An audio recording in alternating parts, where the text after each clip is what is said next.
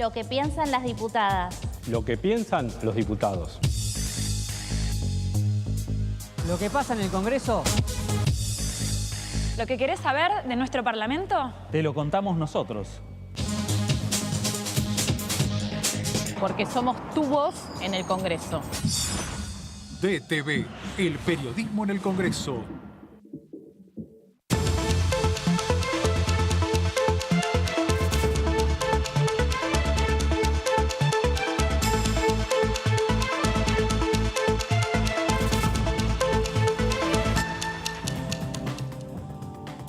Hola, ¿qué tal? Muy buenas tardes. Aquí estamos en El Análisis de Diputados TV y arrancando una nueva hora informativa en temas parlamentarios, con comisiones que están comenzando a constituirse. ¿Cómo te va, Marcos? Hola, ¿qué tal, Laura? Muy buenas tardes. Así es. Otra jornada donde hubo reuniones de comisión para definir autoridades y empezar a establecer la agenda de trabajo. Un número que vamos a estar repasando, sumado al de ayer, estamos ya cercanos a la decena en esta semana de comisiones que se han conformado y que ya tienen su presidente, su vice y su secretario. Efectivamente, y si te parece, Marcos, vamos con la primera entrevista que tenemos aquí en piso, porque justamente acaba de constituirse la Comisión de Obras Públicas, una comisión que quizás no es de las más relevantes en términos de gobernabilidad o las que se consideran las más importantes, pero tiene justamente su relevancia a partir, bueno, de lo que implica para las provincias las obras públicas y las obras de infraestructura.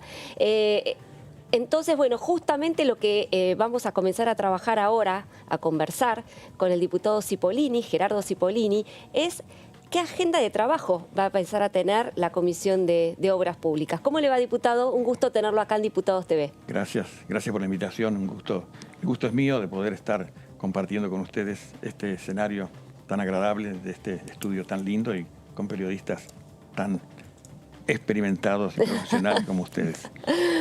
Bueno, ¿y cómo ha visto la constitución de la Comisión de Obras Públicas? ¿Qué expectativas tiene en cuanto a la agenda de trabajo? Bueno, primero que la conformación fue resultado de una grata reunión, diría yo, donde no hubo rispideces, no hubo antagonismos, hubo acuerdo, hubo unanimidad en cada una de las designaciones, no solo la del presidente, sino del vicepresidente primero, segundo, de los secretarios.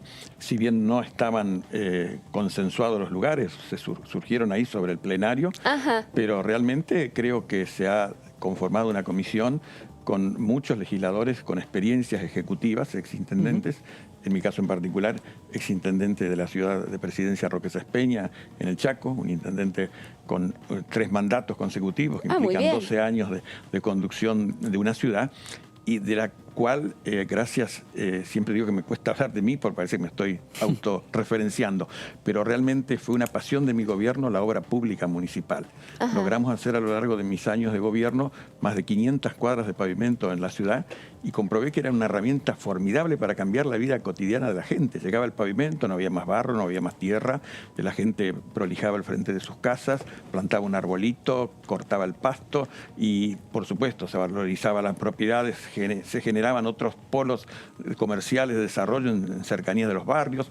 Así que soy un convencido de que la obra pública es una herramienta fundamental para cambiar la vida de la gente. Y fuera de cámaras le comentaba acá al señor periodista que realmente en este país ha costado tanto que el confort llegue a la ciudadanía a través de la obra pública, que realmente es un anhelo de la gente y es un sueño de los legisladores poder darle a la gente herramientas que cambien sustancialmente sus condiciones de vida. En el caso particular de Sespeña, por ejemplo, yo he pedido en los primeros 2 años de mi mandato, que llegó cumplidos, he pedido la inclusión en el presupuesto nacional para una obra que excede las posibilidades del gobierno provincial, como es el sistema de evacuación de las aguas negras, el sistema cloacal de Presidencia Roque Sespeña, que comentaba que en el gobierno del doctor Alfonsín, el doctor Alfonsín visitó Sespeña, el intendente en ese momento era peronista, y le llevó un cheque que comprendía o daba la posibilidad de completar dentro del casco histórico de la ciudad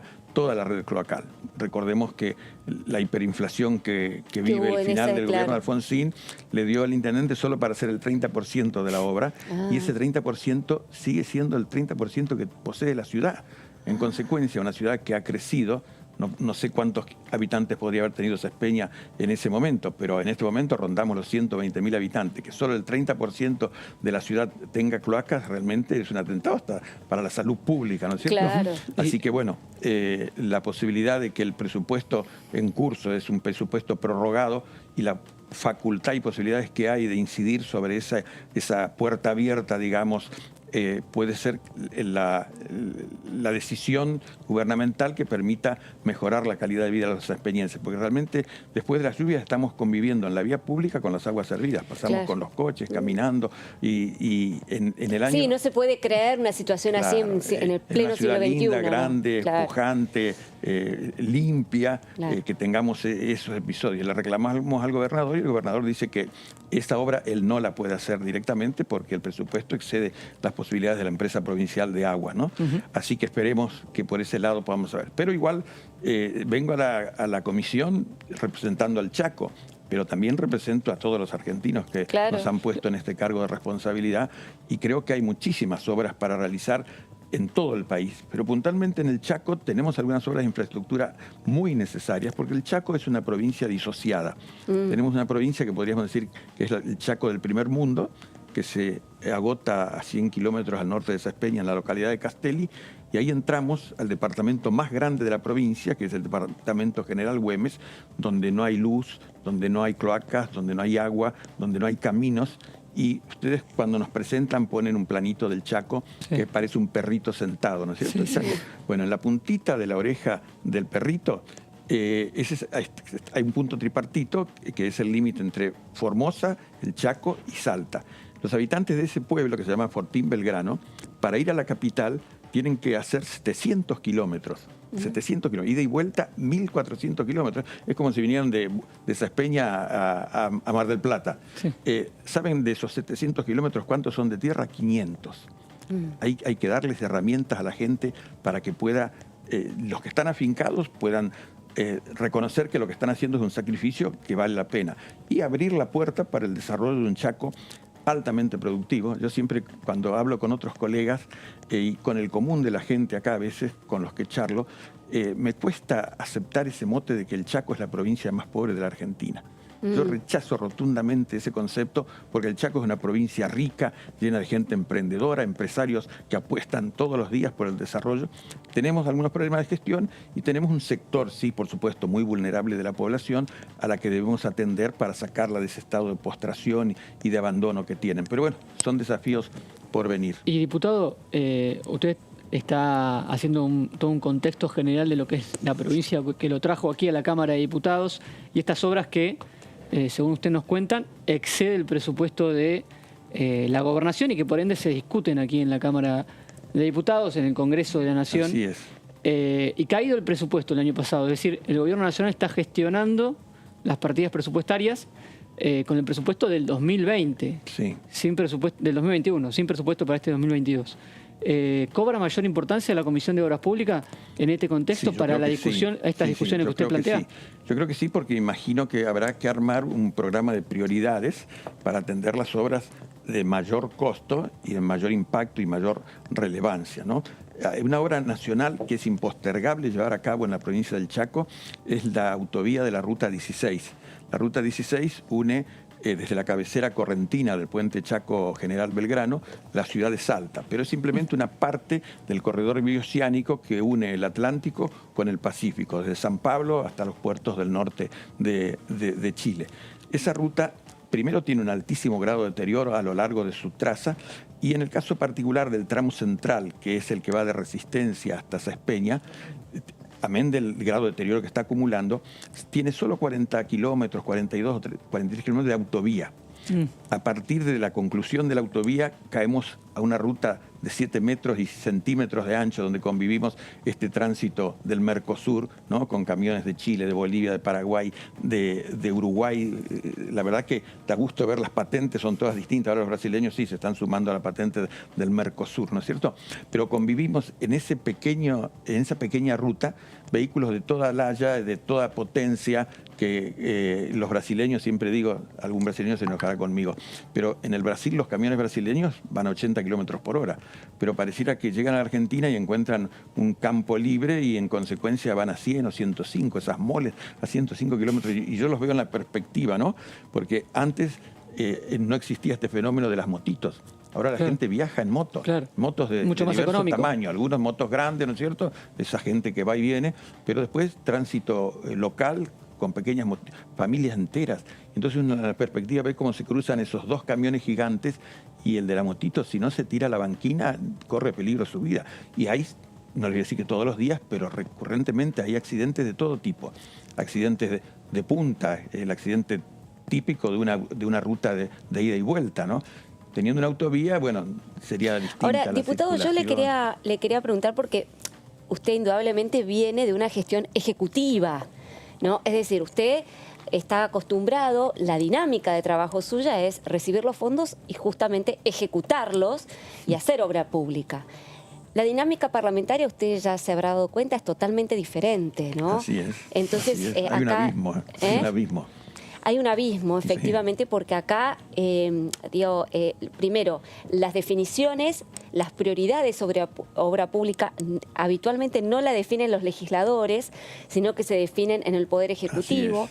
A lo sumo, los legisladores sugieren y preparan una planilla con obras para sus provincias que no siempre son incorporadas. Digo, teniendo en cuenta esta diferencia de dinámica, ¿no? ¿Qué se puede hacer desde la Comisión de Obras Públicas para que ustedes, como representantes de las provincias, puedan por lo menos no asegurar, pero sí hacer lobby, ¿no? En el buen sentido de la palabra, y creo que es para la infraestructura de cada uno de sus distritos? Creo que es el camino a recorrer, ¿no? Claro. Visitar al ministro, al director nacional de vialidad o al del organismo de saneamiento de la nación, para, bueno, hacerles llegar nuestras inquietudes. Se pueden sancionar leyes que después, por ley, ordenar la ejecución de una obra, pero siempre tenemos como contrapartida las posibilidades presupuestarias, pues podemos idear un programa de obras públicas faraónico y si no hay fondos para hacerlo quedará, no sé... No, por eso, teniendo en cuenta un poco las limitaciones, ¿no? Ya sea en lo que tiene que ver con el funcionamiento parlamentario típico, digamos, no es un ámbito ejecutivo, sino de debate, de sanción de leyes. Digo, ¿qué se puede hacer desde la Comisión de Obras Públicas? ¿Usted qué expectativa o qué piensa llevar como propuesta a la Comisión de Obras Públicas? Bueno, yo les he citado un par de obras que las voy a llevar necesariamente, que ya las había pedido, yo estoy en el mediodía de mi mandato como diputado, ¿no es cierto? Se piden como proyecto de ley, explique lo que va a presentar, pero también de la manera que se pide. Claro, porque vuelvo al comienzo de la charla, ¿no? Primero que desde el punto de vista práctico, el Ejecutivo, a nosotros que hemos tenido responsabilidad ejecutiva nos cuesta mucho sentarnos en una banca, porque la banca es para el disenso, para el consenso, para el debate, para el acuerdo, y el intendente, si tiene la posibilidad, levanta el teléfono, da la orden y al otro día lo que ordenó está cumplido.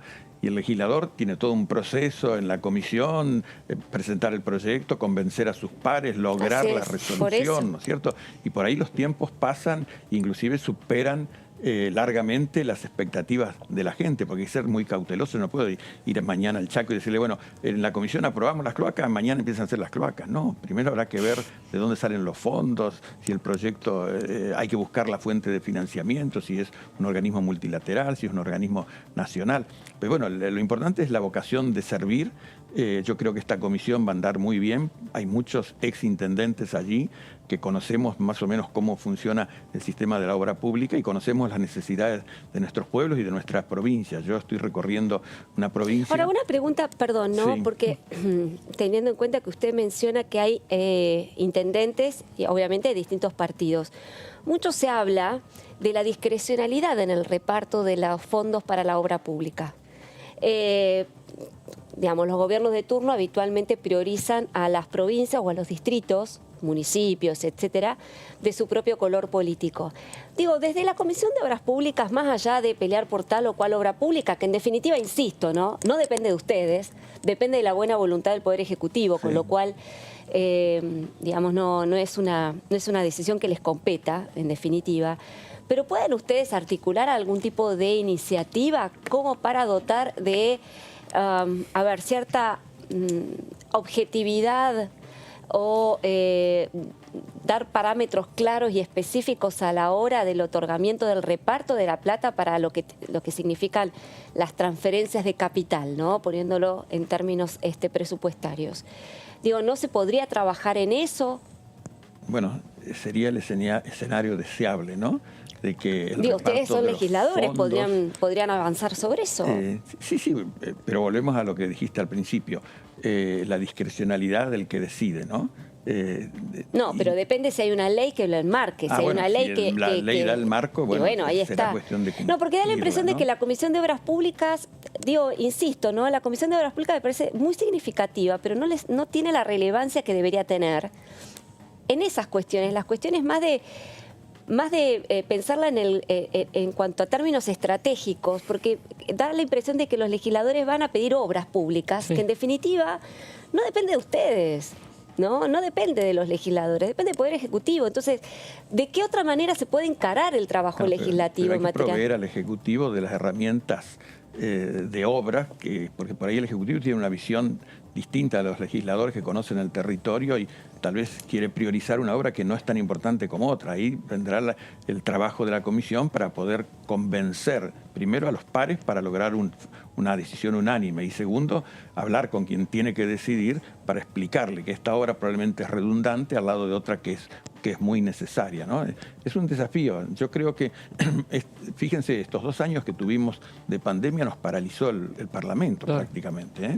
Entre los 3 meses que estuvo cerrado, después el debate... Bueno, el año 2020 hubo mucho movimiento. Después, cuando se instauraron las sesiones virtuales, se sancionaron muchas leyes, ¿eh? Sí. A diferencia de este año que supuestamente deberíamos estar muchísimo mejor. Que hay un problema por medio que es el que le ha ralentizado el funcionamiento del Parlamento, ¿no? Y la nueva composición de las cámaras abre un escenario distinto también para el debate, para el acuerdo. Yo creo que más que nunca ahora se va a poner de manifiesto esta función esencial que la Constitución le provee al Congreso, que es el debate. El debate, el consenso y el acuerdo pensando en el bien común. Yo siempre volviendo a mi función como ejecutivo, cuando tenía oportunidad de hablar con la gente, decía que yo tenía muchísima responsabilidad respecto de la gente que me había votado, porque sentía que no debía defraudarlos. Claro. Y a los que no me habían votado, tenía la misma responsabilidad para no perjudicarlos con mis actos de gobierno. Claro. Así me manejé. Y realmente creo que esta Comisión de Obras va a trabajar en ese sentido. Ojalá. Lo interrumpí antes y nos fuimos desviando del tema, pero iba a comentar las iniciativas que ha presentado que involucran a la Comisión de Obras.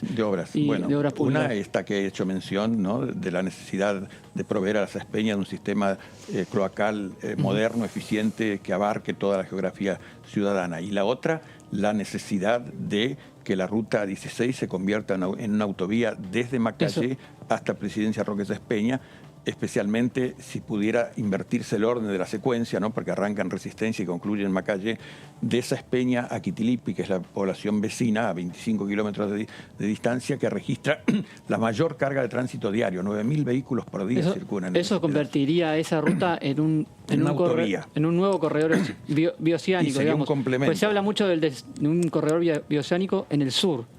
Bueno, no sé si ustedes recuerdan que en el gobierno de Macri en algún momento plantearon la posibilidad de obra pública bajo el programa de las 3P, participación PPP, pública y privada. A nosotros nos correspondía el corredor G, que arrancaba en Puerto Iguazú y concluía en la provincia de Salta. Iba a ser toda autovía, se iba a financiar con los fondos de quienes hacían la obra y el recupero iba a venir a través del peaje. Luego empezaron a venir las dificultades para obtener recursos y el corredor G se cayó. Pero igual ese tramo de la Ruta 16 es imperioso que la transformemos en autovía por las vidas que se pierden realmente, porque además el Chaco, como les dije, es una provincia muy dinámica, muy activa, tiene mucho movimiento. Las rutas del Chaco tienen mucho movimiento. Y entonces vamos y venimos en una ruta de una sola mano, por decir, una mano que va y una mano que... Accidentes frontales hay, pero no les voy a decir que a diario, pero el otro día hubo 2 accidentes seguidos, uno un día y otro al otro día, choques frontales. Acuérdense ustedes lo que era la Ruta 2 a Mar del Plata, claro, sí, cuando se llamaba la Ruta de la Muerte porque había choques a diario. desde que se hizo la autopista, la autovía, por ahí hay alguno que se duerme y cruza de largo, pero no volvió a haber más confrontes de punta, ¿no? Así que bueno, en ese sentido ahí vamos a trabajar. Y después, bueno, proveer de infraestructura al norte del Chaco, como les digo, una provincia que tiene muchas dificultades de todo tipo, en ese norte grande, tan abandonado, con una población muy importante de hermanos de la tierra que viven allí, que necesitan que los eduquemos, que los cuidemos, inclusive que les demos seguridad y que les demos la infraestructura necesaria como para que puedan sentirse dignos de un país que los recibe, que los acoge, que no los tiene marginados, ¿no? Ya que mencionó la palabra Norte Grande, hace poquito vinieron los gobernadores del Norte Grande y entre una de las cosas que ha reclamado es tratar el tema de la integración. La integración y la creación, la formalización de esa, integración del Norte Grande. Usted como parte del Ejecutivo Provincial... Hubo un acuerdo inclusive entre los gobernadores de Santiago del Estero, Santa Fe y Chaco para solucionar un problema recurrente que es las inundaciones de los bajos submeridionales. Exacto. Una planicie que junta agua del sur del Chaco, del sur oeste de Santiago del Estero y de Santa Fe. Cuando llueve mucho, el agua cubre toda esa zona y perjudica a la gente que tiene ganadería, a la gente que tiene cultivos. Se va a hacer un programa de saneamiento a través de canales, que habrá que tener cuidado de que los canales no sean tan eficientes que se lleven toda el agua. Hay que dejar también un poco de agua, porque cuando no llueve no hay de dónde sacar agua allí. El agua del subsuelo a veces es muy ingrata, es muy salobre, a veces tiene arsénico, en consecuencia ni para los animales ni para los humanos. Ahora, diputado, volviendo a la pregunta que le hacía mi colega, la cuestión ¿es bueno? ¿Va a cambiar mucho la vida de los habitantes del Norte Grande que se formalice efectivamente como región? Sí, va a cambiar. En la medida que estos anuncios se concreten, va a cambiar, sí, va a cambiar. Fíjense, el Chaco, Formosa, Misiones y Corrientes no tenían la llegada de gas por ducto, con lo cual se generaba una inequidad tremenda entre la gente del norte con los del país central y con los del sur. La gente tenía que comprar la garrafa de gas. Bueno, de hecho se sigue comprando la garrafa de gas, que tiene un costo extraordinario.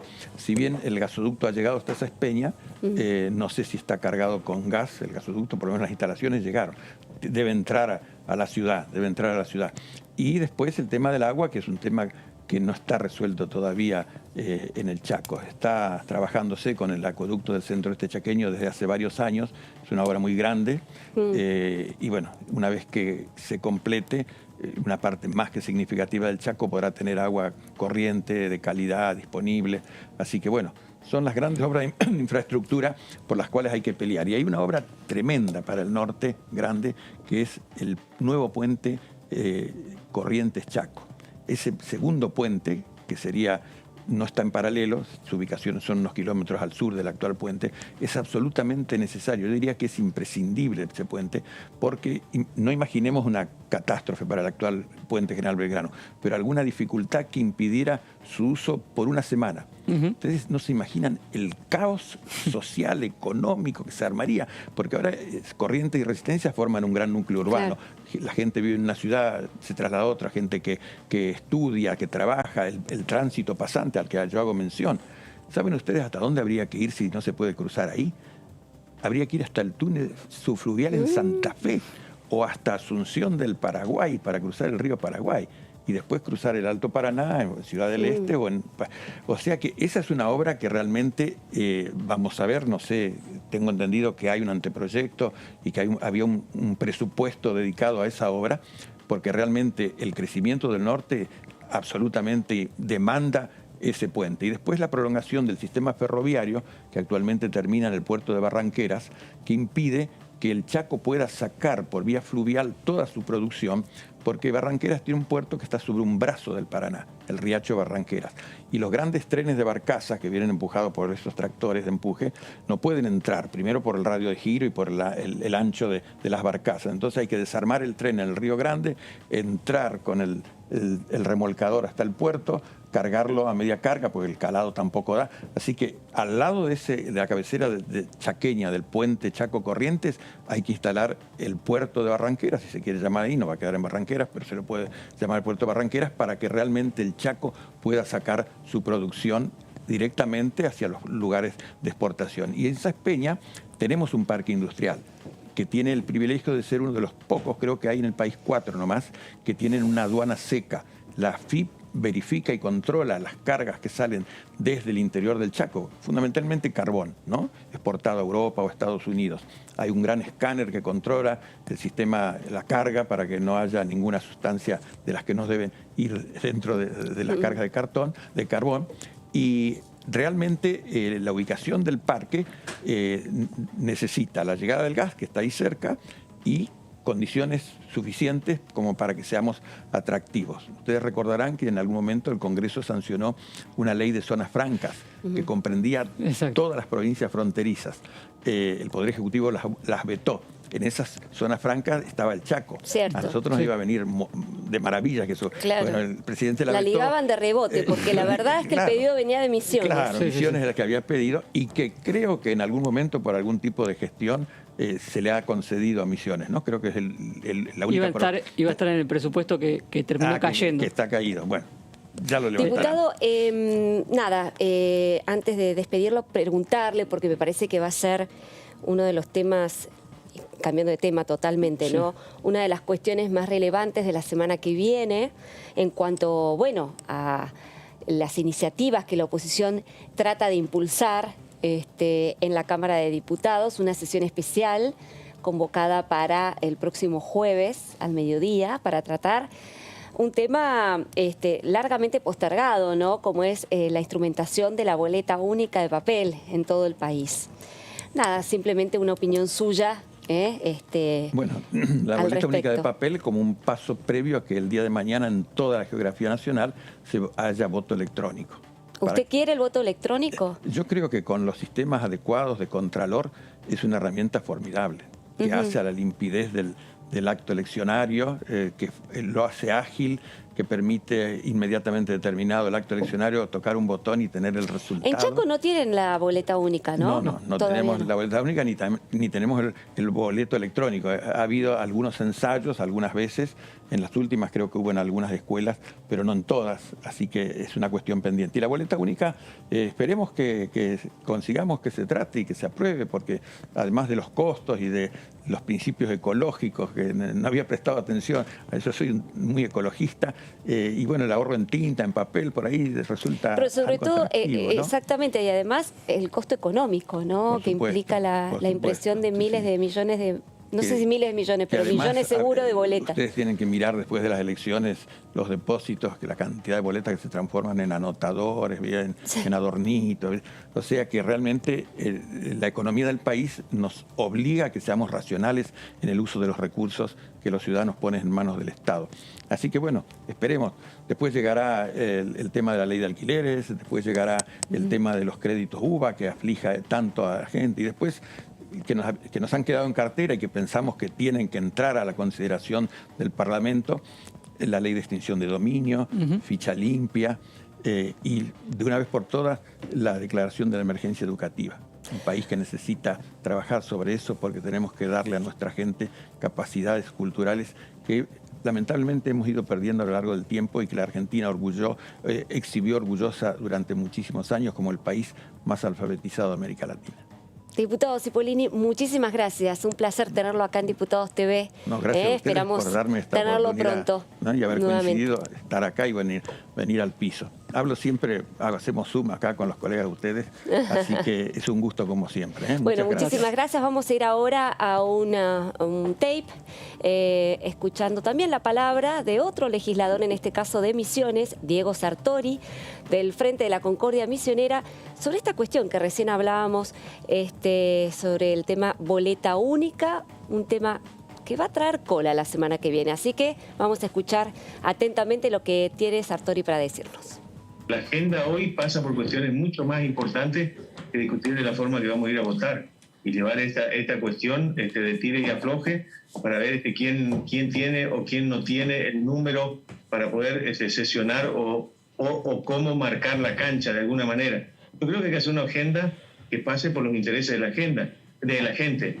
Hoy me parece que esos temas de agenda no tienen que ver con la vida del argentino, que no llega a fin de mes, que tiene que debatirse una inflación importante, que tiene necesidades laborales, que tiene necesidades de un montón de cuestiones de no llegar a fin de mes, y nosotros tenemos este tipo de agenda. Yo me reservo todavía la opinión al respecto. Nosotros somos un interbloque que estamos Río Negro, Misiones y Figueroa y Neuquén. Entonces, dentro de esas cuestiones, bueno, nosotros hablamos al respecto y le dije cuál era mi postura, la misma que le estoy diciendo a ustedes. Yo creo que hay que instalar un debate de cosas que tienen que ver con la vida cotidiana del argentino, no de los partidos políticos ni de los políticos. Creo que sí, y creo que es una cuestión para debatirla y abordarla. Ahora, hay formas y ver, inclusive si miramos a donde se aplicaban este tipo de cuestiones, hay gente que va y no sabe ni qué hacer con esa boleta larga que parece un crucigrama y que no sabe cómo resolver la cuestión dentro del cuarto oscuro. Entonces me parece un tema que tiene que darse como debate, pero no un tema de agenda, cuando hay tantos motivos y cuestiones que tienen que ver con una sociedad que demanda de nosotros, los políticos, compromiso para sacar este país adelante. Y no la rencilla de ver, esta puedo, esta no puedo, a ver el tire y afloje ese que estamos inmersos y no podemos avanzar. No impulsé el tema, ¿no es cierto? Pero le digo cuál es la postura, por lo menos del bloque al cual represento yo.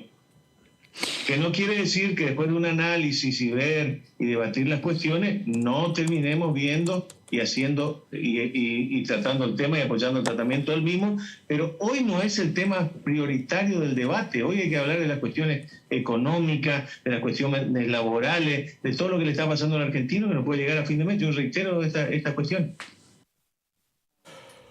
Bueno, estamos acá exactamente las 4 de la tarde con 32 minutos y vamos a un lugar que fue uno de los ámbitos, te diría, se extrañaron muchas cosas durante la pandemia, pero hubo 2 años sin Feria del Libro, era imposible. Bueno, se reanuda en esta temporada 2022, hay muchísima expectativa. Allí está Lourdes. Hola Lourdes, ¿cómo te va? Buenas tardes. Hola Pato y a todo el equipo, por supuesto, allí en piso, a toda la audiencia que nos sigue a través de Diputados Televisión. Así es, estamos acá después de 2 años en la 46ª edición de la Feria del Libro. Mucha expectativa, hay muchos stands, mucha gente que ya empieza a recorrer estos entramados porque hay diferentes espacios dedicados no solamente a los libros en particular, sino a la cultura netamente de cada una de las provincias. Quiero que empiecen a conocer a mis espaldas también cómo se han caracterizado, hay diferentes tipografías, hay mucha imagen, mucha cuestión audiovisual también. Estamos en el predio rural, precisamente en la Feria Internacional del Libro, en el predio ferial de la rural, ahí está, corrijo mi error. Bueno, vemos explícitamente lo que está en este stand del Congreso de la Nación Argentina, algo en el que los diputados y los senadores también van a ser parte. En algunos minutos nada más se va a dar un corte de cinta como de manera inaugural a este espacio tan lindo que va a estar dispuesto desde hoy hasta el próximo lunes 16 de mayo. Bueno, hay una grilla importantísima, nutrida de muchas actividades, pensada en todas las edades también, no solamente en los más chicos, sino también recordando los 40 años de Malvinas, entre otras actividades que se van a ir pactando. Así que estamos acá, nos vamos a quedar acá y vamos a ir viviendo a lo largo de todos estos días, un poco de qué se trata este stand. Y si les queda alguna pregunta, estoy acá abierta a su disposición. No, Lourdes, todo perfecto. Te diría que nos ha tocado a todos. Aquí estoy con Marcos, estoy con Laura varias veces, estar en esta Feria del Libro. Hola. Es un acontecimiento, la verdad, hermoso, con mucha convocatoria.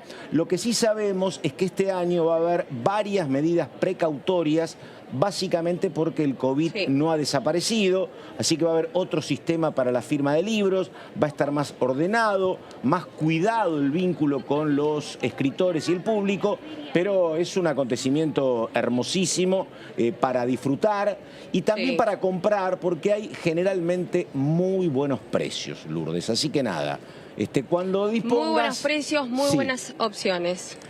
Perfecto, Lourdes. Claro que sí. Cuando vos lo dispongas, estamos contigo desde la Feria del Libro, que se está inaugurando en este día muy soleado afuera. Bueno, y nosotros... Así es, hermoso.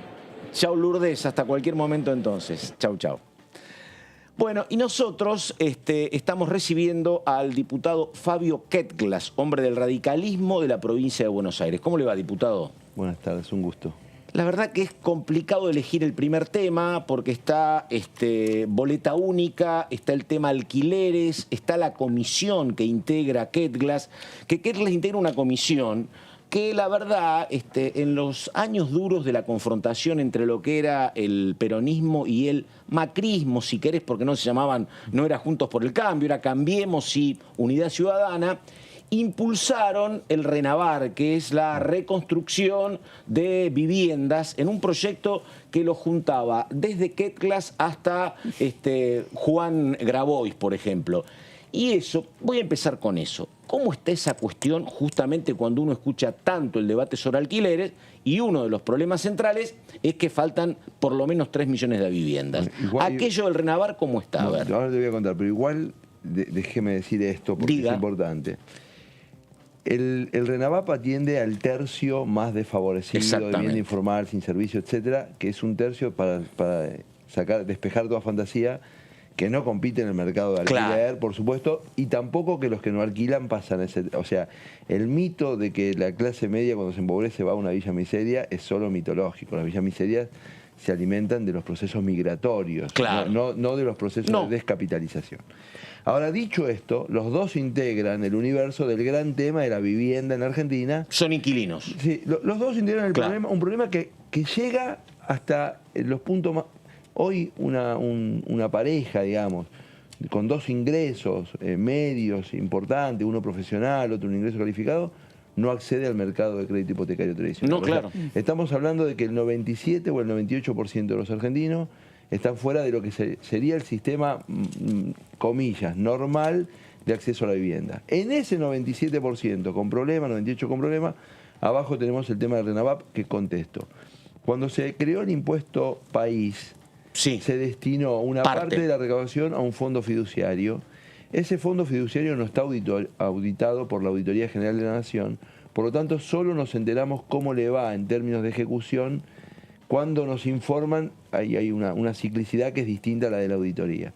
La verdad es que tiene bastantes recursos, muy poco nivel de ejecución, pero sé, porque estoy en tema, que el Ministerio de Desarrollo Territorial está apurando convenios con las provincias. Hay muchas provincias... La vía la secretaria del Ministerio trabajando. Bueno, y hay muchas provincias. Y como esos convenios, provincia, Estado federal, muchas veces va a las legislaturas provinciales para ser refrendado, o sea, tienen a su vez un trámite parlamentario subnacional, están en esa instancia. La verdad es que se perdió un tiempo, porque yo creo que el tiempo de la pandemia era un tiempo que se podía acelerar ese tema de los convenios, que no son sencillos también porque deslindan responsabilidades. ¿Qué inversión va a ser del gobierno provincial? ¿Qué inversión va a ser del gobierno nacional? ¿Qué pasa cuando un barrio, porque una cosa es que ocurre y otra cosa es que el Estado lo convalide, cuando el barrio está sobre un pasivo Una ambiental? sola pregunta mía y vamos con los compañeros.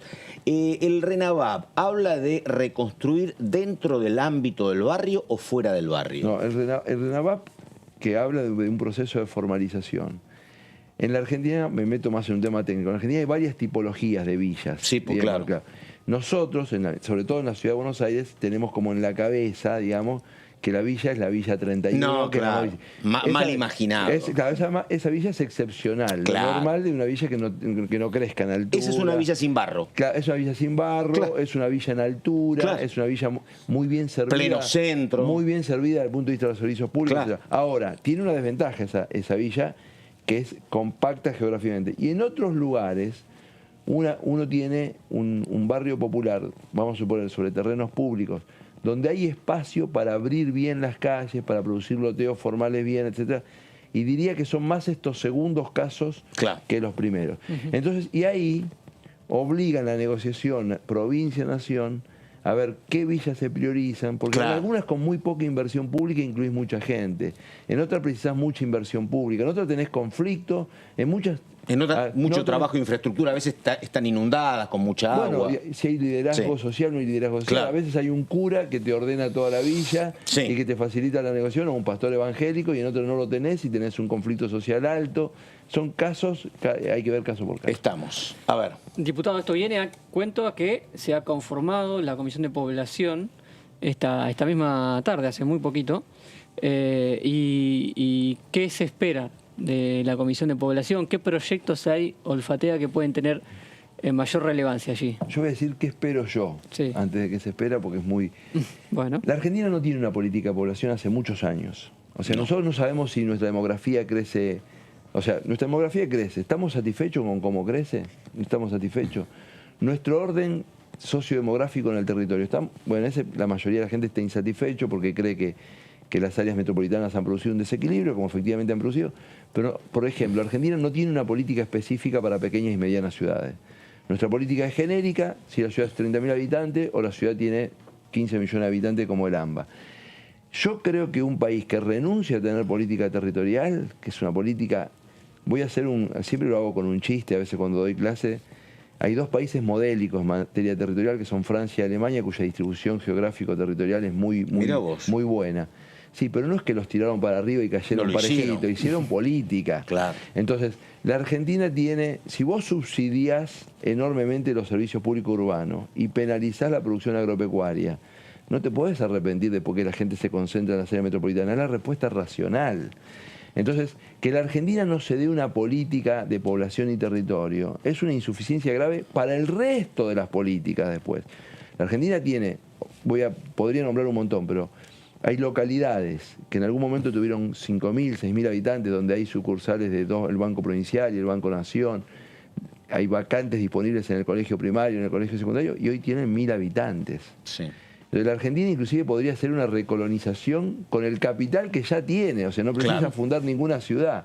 Castilla en la provincia de Buenos Aires, para poner un ejemplo que tengo a mano, etcétera. Muchísimas que se vieron impactadas por la pérdida del servicio ferroviario, otra por el cambio de la dinámica económica, etcétera. No todas son recuperables bajando una palanca, por supuesto, pero en la Argentina hace muchos años que no hay política de población y territorio. Ahora, diputado... Un minutito, perdón. Dale. Porque me está llamando el móvil, porque hay corte de cintas. Ahí justo llegamos, mirá. Gracias a la producción, este es el momento de la inauguración de la Feria del Libro. Queríamos estar presentes, entonces este era el momento, por eso interrumpimos el diálogo con Fabio Ketglas, que también venía como muy interesante. Bueno, este es el momento. Está la secretaria parlamentaria del Senado, siempre la vemos cerca de Cristina Fernández de Kirchner, y está también el secretario de Infraestructura, creo que es el término, Juan Manuel Chepi, de aquí de la Cámara de Diputados. El secretario parlamentario y secretaria administrativa. Exactamente. Bueno, la verdad que me ha tocado ir a veces simplemente como alguien que le gustan los libros, otras veces he tenido que ir invitado, otras veces a trabajar muchos años a la Feria del Libro, y a lo mejor me equivoco, pero no recuerdo tanto despliegue de material del Congreso de la Nación. Me parece que hay como mayor espacio y un producto más preparado. Así que bueno, por eso repito este momento con el corte de cintas, autoridades del Congreso de la Nación, en lo que es la muy esperada inauguración de esta Feria del Libro.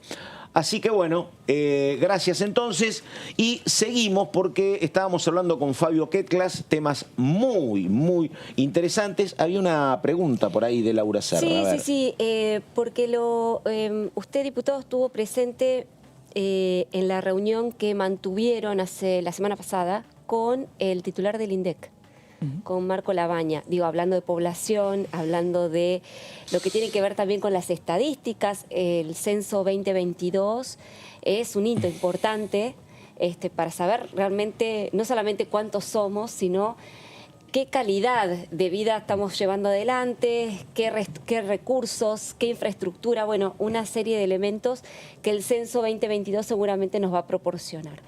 ¿Qué le pareció la exposición de Marco Labaña en cuanto al despliegue que se va a realizar el 18 de mayo, el día que se va a realizar el censo? Si le quedó alguna duda o algún tipo de, reparo respecto de la estrategia que se va a llevar adelante ese día. Fue buena la presentación de nuestro ex colega, muy ilustrativa, una presentación con datos, muy informada, muy clara de su parte, así que desde ese punto de vista. Y por supuesto que todas las políticas públicas, el censo, cualquier política pública es mejorable, pero este censo está bien hecho. Las observaciones que a veces se hacen desde una posición lega, muchas de las cuales Marco las respondió en la reunión, la famosa sobre la discapacidad, que se usó el término limitaciones por una indicación de orden internacional. El INDEC integra un organismo internacional de estadísticas en el marco de la ONU que recomienda el uso de términos que hagan más asequible el acceso al cuestionario y siguiendo esas recomendaciones tomó decisiones que son las decisiones recomendadas, digamos, ¿no? La palabra limitaciones es más cercana a las personas que la palabra discapacidad, y es más incluyente, etc. Y uno puede estar a favor o en contra, pero no piensa que por eso hay una mala intención o que está mal formulado el censo, ni mucho menos. Así que a mí me parece... Y aparte, yo soy muy contrario al terraplanismo político. ¿Qué es eso? Y eso que no me gusta algo hay que romperlo, ¿no? Entonces, yo puedo tener una observación en una coma, en un punto, en una pregunta, y tiendo a... Enrique, yo vivo en este país. Claro. Mi idea es mejorar la respuesta. Si yo tuviera una objeción, se la haría. Puedo ser duro en la objeción, pero mi idea es que se mejore. No, pero justamente, disculpe que lo interrumpa, ¿no? Pero en la reunión hubo no planteo respecto de este censo en particular, sino del censo 2010, y sobre la fidelidad de los datos, ¿no? La seguridad de los datos. Bueno, a ver... Es buena esta observación. No, el tema, para poner en contexto de qué estamos hablando, tiene que ver con lo que habría, porque hay que ponerlo en términos potenciales, sucedido en La Matanza, con una denuncia que ha hecho un colega suyo, el diputado Martín Tetaz, sobre, supuestas irregularidades a la hora de, decidir, de mostrar cuál es la población concretamente en el municipio más poblado, entre signos de preguntas de la provincia de Buenos Aires. Se inflaron los números. Entonces, un poco la duda era si en este censo 2022 están todas las garantías como para que los datos sean fidedignos. Varias cosas. Le asiste toda la razón del mundo a Martín Tetaz porque hay un montón de indicadores que hace que su sospecha sea una sospecha fidedigna, ¿no? Sí. Un montón de orden laboral, sanitario, etcétera, que es inconcebible que el municipio... No hay una correspondencia de datos que debería haber, y cuando en las ciencias sociales, cuando los datos no hay una correspondencia que se mantiene siempre más o menos estable, uno lo llama la atención. Efectivamente, y es muy ilustrada la presentación de Tetaz en el sentido, pero refiere al censo 2010. Muy bien. Entonces no le hago cargo ni a Marco Labaña ni al censo 2022 los errores del censo 10. Ahora, en relación al censo 2022, el director del INDEC nos expuso todos los criterios que se siguieron, que siguen estándares razonables. Después puede hacerse mal. Y si se hace mal, yo voy a ser un duro opositor.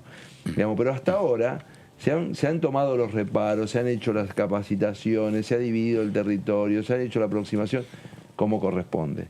Y seguramente si se hace muy bien este censo, es este censo el que va a confirmar si la denuncia de Tetaz es fidedigna o no. En este censo se va a ver el gap, o sea, si este censo se hace bien, va a quedar el juez que tenga que tomar la decisión.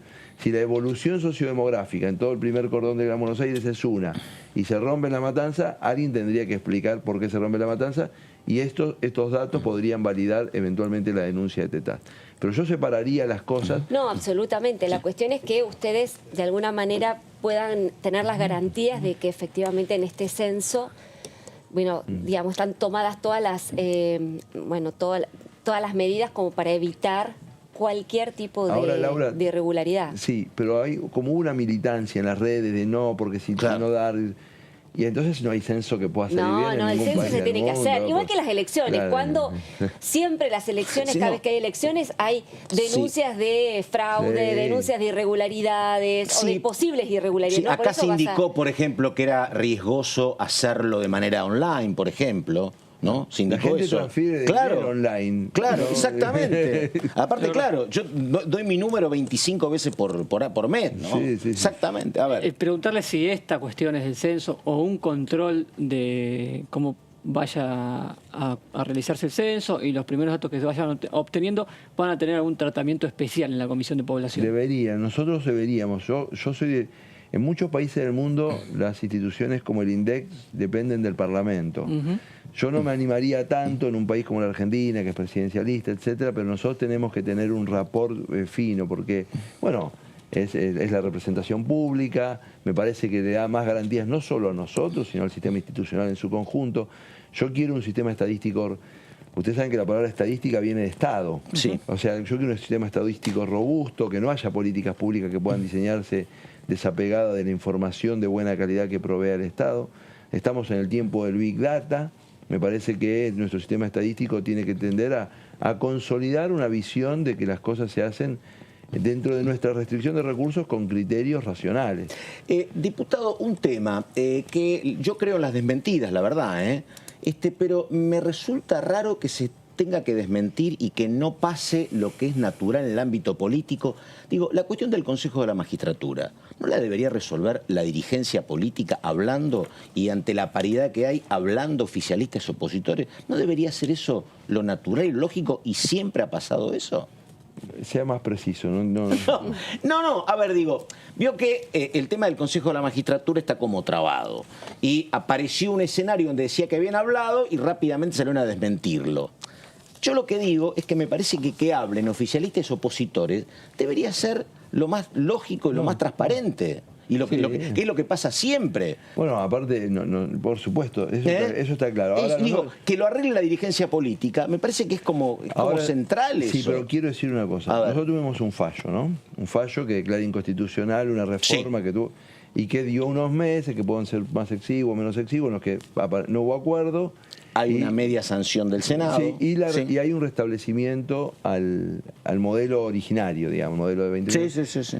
Yo quiero que le diga, yo creo que el modelo originario está bien. Claro. O sea, esta vocación reformista, no sé por qué tenemos esta... Y me la parece, del 2006, dice usted. Sí, no, y ahora, nuevamente, porque podríamos dejar esa composición con los 4 estamentos. Es difícil la hegemonía de uno sobre otro, nos obliga a ponernos de acuerdo en el Consejo de la Magistratura, etc. Y si acá hablamos para una reforma porque le queremos dar más transparencia, etcétera, lo que fuera, hablar es parte trabajamos de hablar, digamos, ¿no? Claro, exacto, eso es lo que... Ahora puede pasar que hay un principio de discreción en la política, ¿no? Yo hablo mucho, pero no todo lo que hablo quiero que lo sepa todo el mundo.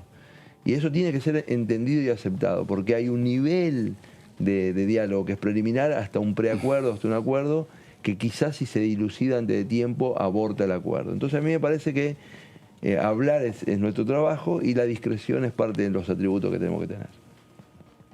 A ver, no hablamos de boleta única, que lo había planteado Pato al inicio de la entrevista. Temas, hay una sesión especial, una posible convocatoria especial, ¿no? Sí, hay un pedido, una oposición que se unió en un pedido para el jueves que viene, jueves 5 de mayo. Obviamente, según los cálculos, podrían estar cerca de conseguir el quórum. ¿Qué espera de esa sesión? No, bueno, acá hay como dos cosas, ¿no? Porque hay una cosa operativa, etcétera. La demanda cívica que a veces receptamos en la campaña electoral en favor de boleta única no es instrumental, es porque una parte de la población argentina, con razón o sin ella, tiene la sensación de que no hay equidad en la competencia política. Y yo ahí me pongo del lado de los ciudadanos. La verdad es que hay muchos elementos en la competencia política argentina, y lo digo viniendo de un partido grande que podría tener las ventajas en ese sentido, ¿no? Hay muchos elementos que distorsionan las condiciones de equidad, porque para un partido pequeño imprimir boletas es llevarse el 50% del presupuesto en la campaña, etcétera. Como yo siempre estoy del lado de la equidad en la competencia, en este lado estoy de boleta única, sin esperar milagros de la boleta única, ¿no? ¿Qué significa esperar milagros? No soluciona todo, dice usted. Hay mucha gente. No le va a cambiar la vida a la gente. Hay muchas personas que creen. Claro. Que, voy a poner otro ejemplo para que. Dicen, no, si las elecciones fueran uninominales, votaríamos mejor. Entonces yo le cuento que en provincias muy chicas se eligen 2 diputados o 3, y le hago la pregunta insidiosa a mi interlocutor, digo, ¿vos creés que los representantes de esa provincia son mejores que los de la provincia de Santa Fe o los de Buenos Aires porque lo eligen de 2 o 3? Y me dice, no. Y entonces el problema, porque capaz estás viendo el problema porque vos te estás inventando que el centro... Nosotros tenemos un problema de cultura política. La boleta única, el contacto más estrecho entre el representante y representado, la mayor transparencia en la forma que tomamos, son todas cosas que podrían mejorar. Pero esto no es una cosa que one shot, dirían los norteamericanos, que con una medida... Entonces, cambia. Boleta única, la Argentina tiene 2 provincias que tienen boleta única. Córdoba y Santa Fe. Exactamente. Y la calidad de la representación de Córdoba y Santa Fe es mejor que la de Mendoza por tener boleta única.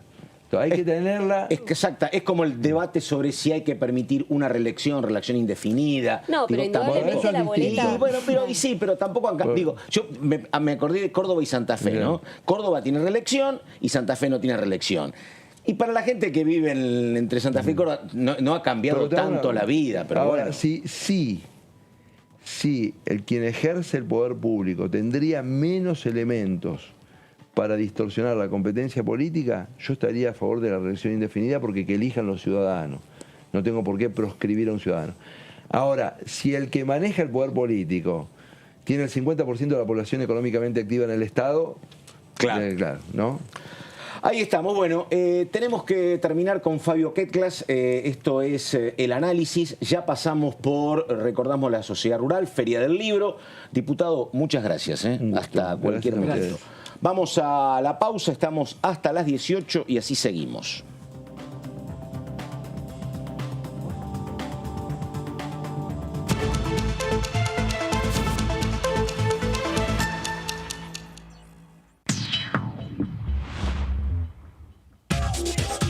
Lo que pasa en comisiones. Lo que pasa en las sesiones.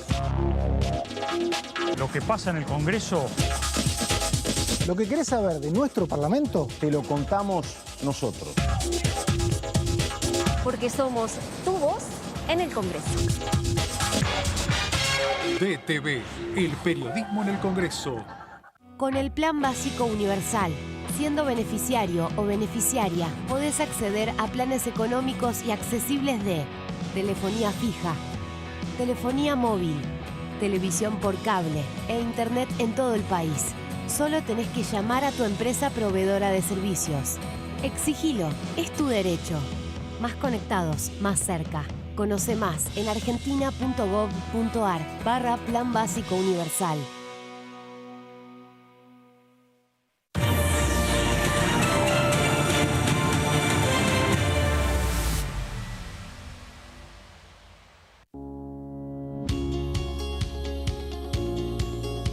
Cuando un proyecto de ley ingresa a la Cámara de Diputados, ya sea creado por un legislador, enviado por el Poder Ejecutivo o producto de una iniciativa popular, se trata primero en las comisiones correspondientes para luego ser tratado en el recinto por los diputados.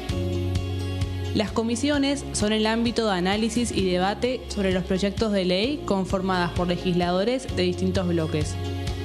Hay 23 comisiones especiales que tratan temas específicos como el atentado de la AMIA y 45 permanentes que tratan temas vigentes como educación y salud. Un diputado puede formar parte de varias comisiones. Cada comisión se compone de un presidente, un vicepresidente y de 3 a 5 secretarios. La duración de los miembros de las comisiones permanentes y especiales es de 2 años. Para que la comisión funcione debe tener quórum, es decir, un mínimo de 15 y un máximo de 31 a 49 diputados. Las autoridades son elegidas por los propios integrantes de las comisiones, que a su vez son elegidos bajo consenso por sus propios bloques. Para que un proyecto sea tratado en el recinto, debe contar con el apoyo de la mayoría de los integrantes de esa comisión. Al finalizar una reunión de comisión, se dictamina sobre la pertinencia de tratar el proyecto en el recinto. El dictamen propone una resolución o decisión sobre una o varias iniciativas o proposiciones.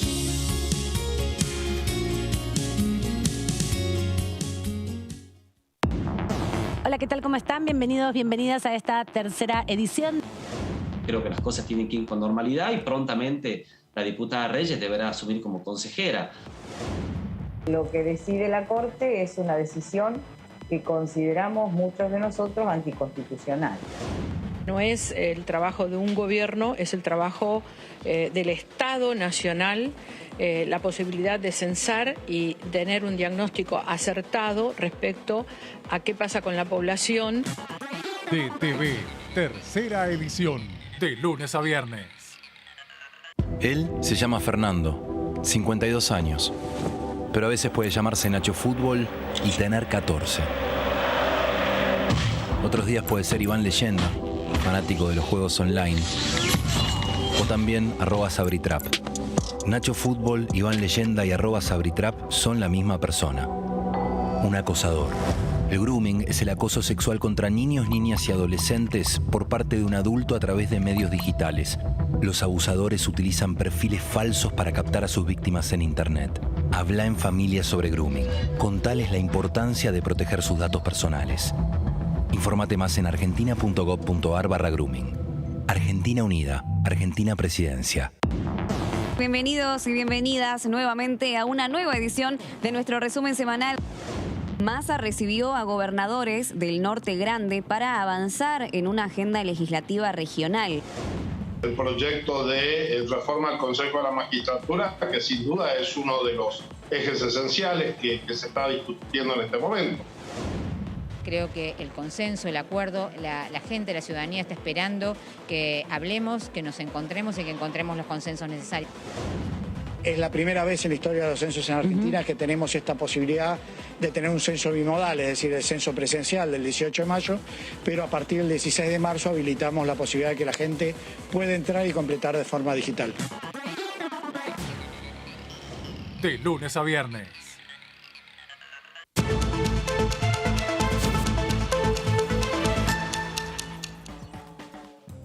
Bueno, estamos en el análisis, estamos hasta las 18 y vamos otra vez a la Feria del Libro. Estamos con Lourdes, que recién nos contaba la previa, nos mostró también el corte de cintas. ¿Qué pasa ahora, Lourdes, por favor? Bueno, no estamos entonces. En un ratito estamos con Lourdes, recordamos, con un stand muy importante de todo lo que tiene que ver con la actividad del Congreso de la Nación. Bueno, estuve viendo hoy la asunción de Mónica Fein como titular de la Comisión de Salud. Estuve viendo también el momento en el cual asumía Burjaile en Agricultura. Exacto. Pregunta, durante los 2 años de pandemia, los 2 primeros años, el titular de Salud era el tucumano Shetling. Ahora está la representante del socialismo. ¿Eso tiene que ver con qué? ¿Con debate, con reparto, con que sumó más legisladores Juntos por el Cambio? ¿Qué obedece eso? Yo creo que ahí obviamente hay una estrategia del oficialismo, le dan una comisión, le correspondía una comisión al Interbloque Federal y no le dan cualquiera, le dan una que había pedido fuertemente y que termina siendo una comisión importante para el bloque federal, que obviamente es uno de los bloques... La vi muy bien recibida por propios y extraños, clave, por lo que vi. Es bioquímica, porque el viernes cuando conocimos la nómina, cuando estábamos también en el aire, nos preguntábamos por qué Mónica Fein había tantos médicos, porque el Frente de Todos terminó teniendo una bancada prácticamente de muchos ministros de salud. Está Daniel Goyán, que terminó siendo vice de la comisión, y Mónica Fein, además de tener una tradición en Santa Fe. Fue ministra de Salud 8 años. Perdón, intendenta 8 años. Sí, en momentos muy complicados. Tuvo participación en cartera sanitaria en la provincia de Santa Fe, viene del palo de Hermes Wiener, es bioquímica, así que también tiene una profesión ligada con la salud. Muy bien, vamos entonces a la Feria del Libro, por favor. Ahí está Lourdes, que nos escucha. Hola, Lourdes. ¿Cómo estamos, Pato? Buenas tardes a todo el equipo nuevamente, a toda la audiencia que se va renovando. A esta hora seguimos aquí en la 46ª Feria del Libro, después de estos 2 años de pandemia. Y tengo aquí a mi lado a Juan Manuel Chepi, quien es el secretario general de la presidencia de la Honorable Cámara de Diputados de la Nación Argentina. Juan Manuel, gracias por estar con Diputados Televisión en esta tarde. Muchísima expectativa después de tanto tiempo sin poder vivir y disfrutar de este stand, ¿no? Bueno, buenas tardes a todos, ahí en el piso también. Y sí, la verdad contentos de inaugurar hoy este stand, que la verdad que está muy lindo y que lleva como eje principal y eje temático los 40 años de Malvinas. Y la verdad que nada, muy bueno, lo estuvimos recorriendo. Hay también un espacio para los chicos, hay un espacio también, como se ve acá de fondo, para mostrar y contarle a la gente lo que se hizo, el proceso de restauración que tuvo la confitería El Molino. Así que una opción interesante para esta feria que la verdad que, como decías, es muy bueno que se vuelva a dar de forma presencial. Sí. Chepi, ¿cómo le va? Carlos Méndez lo saluda. Consulta, este stand del Congreso, ¿es un stand habitual? ¿Siempre acontecía en las otras ediciones de la feria o hay alguna innovación en ese sentido ahora? Sí, se hace en conjunto con el Senado, es el stand del Congreso en su conjunto, así que también acá nos acompaña María Luz Alonso, secretaria administrativa del Senado de la Nación. Y bueno, como decía, es algo que se va dando todo en todas las ediciones y al mismo tiempo este año también vamos a tener en la Feria de Tecnópolis, como lo tuvimos el año pasado, así que es parte de tener presencia en estos eventos muy importantes para nosotros, para poder mostrar lo que se hace y el trabajo que se hace día a día en la Cámara y brindarle también un servicio de conocimiento de cómo funciona el Parlamento, cómo se hacen las leyes. También el rol que tiene el canal Diputados TV día a día, de también contar lo que pasa. Bueno, hoy también esto es marcar la presencia del Congreso de la Nación en esta tan importante feria. Chepi, consulta, básicamente la Feria del Libro se hace con las propuestas de cada una de las editoriales, entre otras cuestiones. Digo, acá uno ve una editorial, le gusta el título y lo compra, en precios que yo decía que eran generalmente recomendables. Acá también en ese sentido hay material que tiene que ver con la actividad parlamentaria que uno puede ir y comprar o no pasa por allá la cuestión. No, acá es gratuito, el stand también tiene un área de la imprenta del Congreso que tiene sus ediciones que son de diferentes temas, tienen que ver con temas parlamentarios, pero también tienen que ver, como el caso de Malvinas, están las mini constituciones que se pueden llevar los chicos y también mucho material educativo orientado también a los más chicos que es parte de un regalo de lo que se pueden llevar como en muchos de los stands. Hoy acá estamos rodeados de stands de las provincias, de los gobiernos provinciales y bueno, el Congreso también es un actor importantísimo en este evento. Bueno, sí, yo decía que la verdad se extrañaron siempre un montón de cosas durante la pandemia, pero la Feria del Libro, este contacto de la gente con los escritores, con los organizadores, siempre es muy nutritivo, así que bueno, bienvenida a la muestra de la exposición. Chepi, por nuestra parte nada más, gracias y bueno, hasta cualquier momento.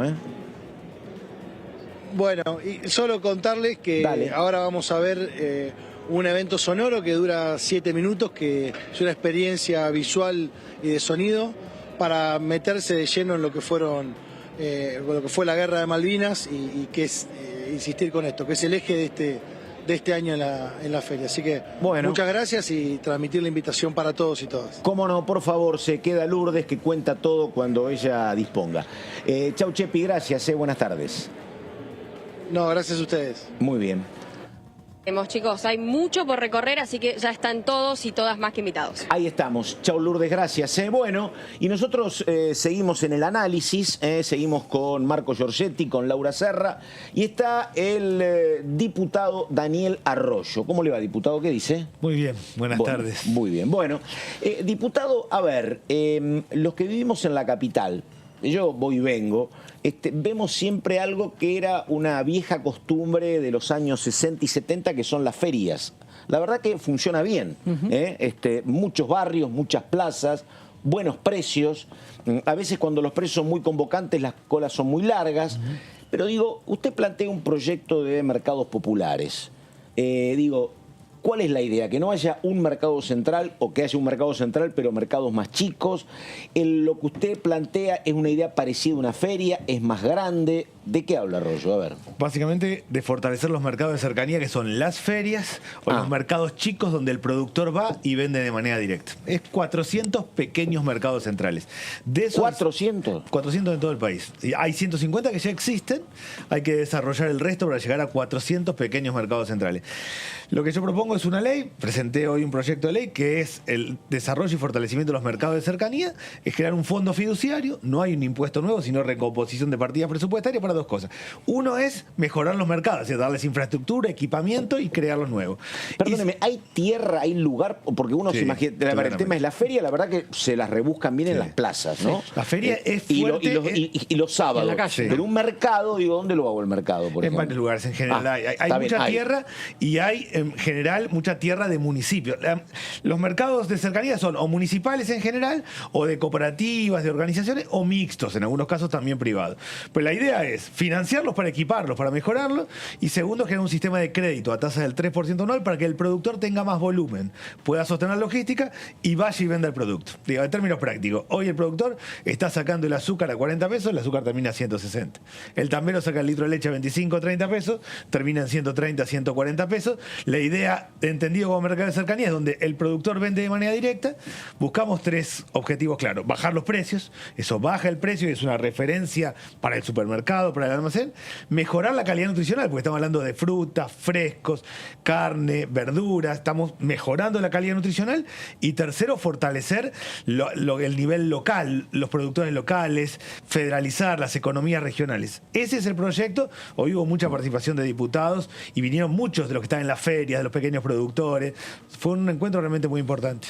¿El diputado le asigna en algún área específica del Ejecutivo esta iniciativa? Sí, en el área de producción, en el Ministerio de la Producción. Básicamente la intención es generar un fondo fiduciario. Se crea un programa que se llama MAC, Mercados de Alimentarios de Cercanía. Se crea un fondo fiduciario. Ese fondo tiene esos dos objetivos: financiar los mercados, mejorarlos y darle financiamiento, crédito no bancario al productor para que produzca. ¿Por qué imagina usted, diputado, que con esta instalación de estos mercados de cercanía los precios pueden ir a la baja? Digamos, ¿cuál sería la lógica? ¿Cómo se generaría ese círculo virtuoso, ¿no? De que a partir de que un mercado baje el precio, los demás también tiendan a bajarlo, cuando hoy tenemos una inflación que no parece dar tregua, ¿no? En alimentos, 2% la tercera semana de abril. Por eso 2%. La pregunta, teniendo en cuenta sobre todo la inflación que es alta en alimentos, claro. ¿Por qué? Porque esto podría ayudar a que no suba más. Dos cosas. Primero, creo que hay que hacer un plan antiinflacionario integral en Argentina que va por varios aspectos. Este es uno. El hecho de que haya precio de referencia en una comunidad acomoda todo el resto. Es decir, si el mercado de cercanía tiene la leche a 80, 90 pesos, en el supermercado... Ahora, ¿cómo haces que la leche esté a 80 o 90 pesos en el mercado de cercanía? Porque no hay intermediación. El productor vende de manera directa. Solo se financian mercados donde el productor vende de manera directa. No hay acopiador. O sea, ¿qué le pasa hoy a un productor? Le vende al acopiador, el acopiador concentra y desarrolla. Esto le vende de manera directa. A ver, ahí estamos mirando las fotos. Mucha gente, ahí está Arroyo, lo veía Germán Martínez también. Ahora, a ver... Exactamente. Una pregunta. 18 diputados, la verdad que fue un encuentro interesante. ¿Quién está en contra de esto? Porque nunca nada es gratis, siempre a alguien no le conviene. A ver, no le conviene al mercado central, no le conviene a los hipermercados, no le conviene a los transportistas porque van a transportar menos. ¿Quién puede estar en contra de esto? No, le conviene claramente al mercado central. ¿Le conviene? Le conviene claramente, porque la misma lógica del mercado central, extenderla en varios lugares, le conviene a los pequeños productores, no le conviene al acopiador y no le conviene al hipermercado. Claro. Claramente. Pero no estamos hablando acá de sacar una cosa con otra, sino Daniel, generar una referencia. Si yo, en mi barrio, tengo la chance de comprar la leche a este valor, lo más probable es que el resto terminen acomodándose también y termina mejorando para todos. Daniel, la verdad es que como propuesta es muy interesante. La cuestión es... justamente cuando vos estás viendo que la política del gobierno en materia antiinflacionaria tiene que ver con tratar de disuadir a los productores y a los supermercadistas a generar una canasta de precios con precios cuidados, con precios controlados, etcétera, y está, digamos... están como todas las fichas puestas en la disuasión hacia ese sector. Digo, este tipo de proyecto de ley, ¿hasta qué punto lo puede impulsar el oficialismo, el Poder Ejecutivo, teniendo en cuenta que, digamos, colisiona un poco con una estrategia de lucha contra la inflación? Sí, Primero yo entiendo que va a ser un impulso fuerte el Ejecutivo y lo veo como una estrategia... ¿Lo ves, sí? Sí, como una estrategia complementaria. Lo he hablado con varios ministros. A mi modo de ver, un plan antiinflacionario tiene que tener tres partes. Una parte es precio, que es todo el tema de los cortes de carne, el fideicomiso de harina que está haciendo el gobierno o determinados precios cuidados. Esa es una parte.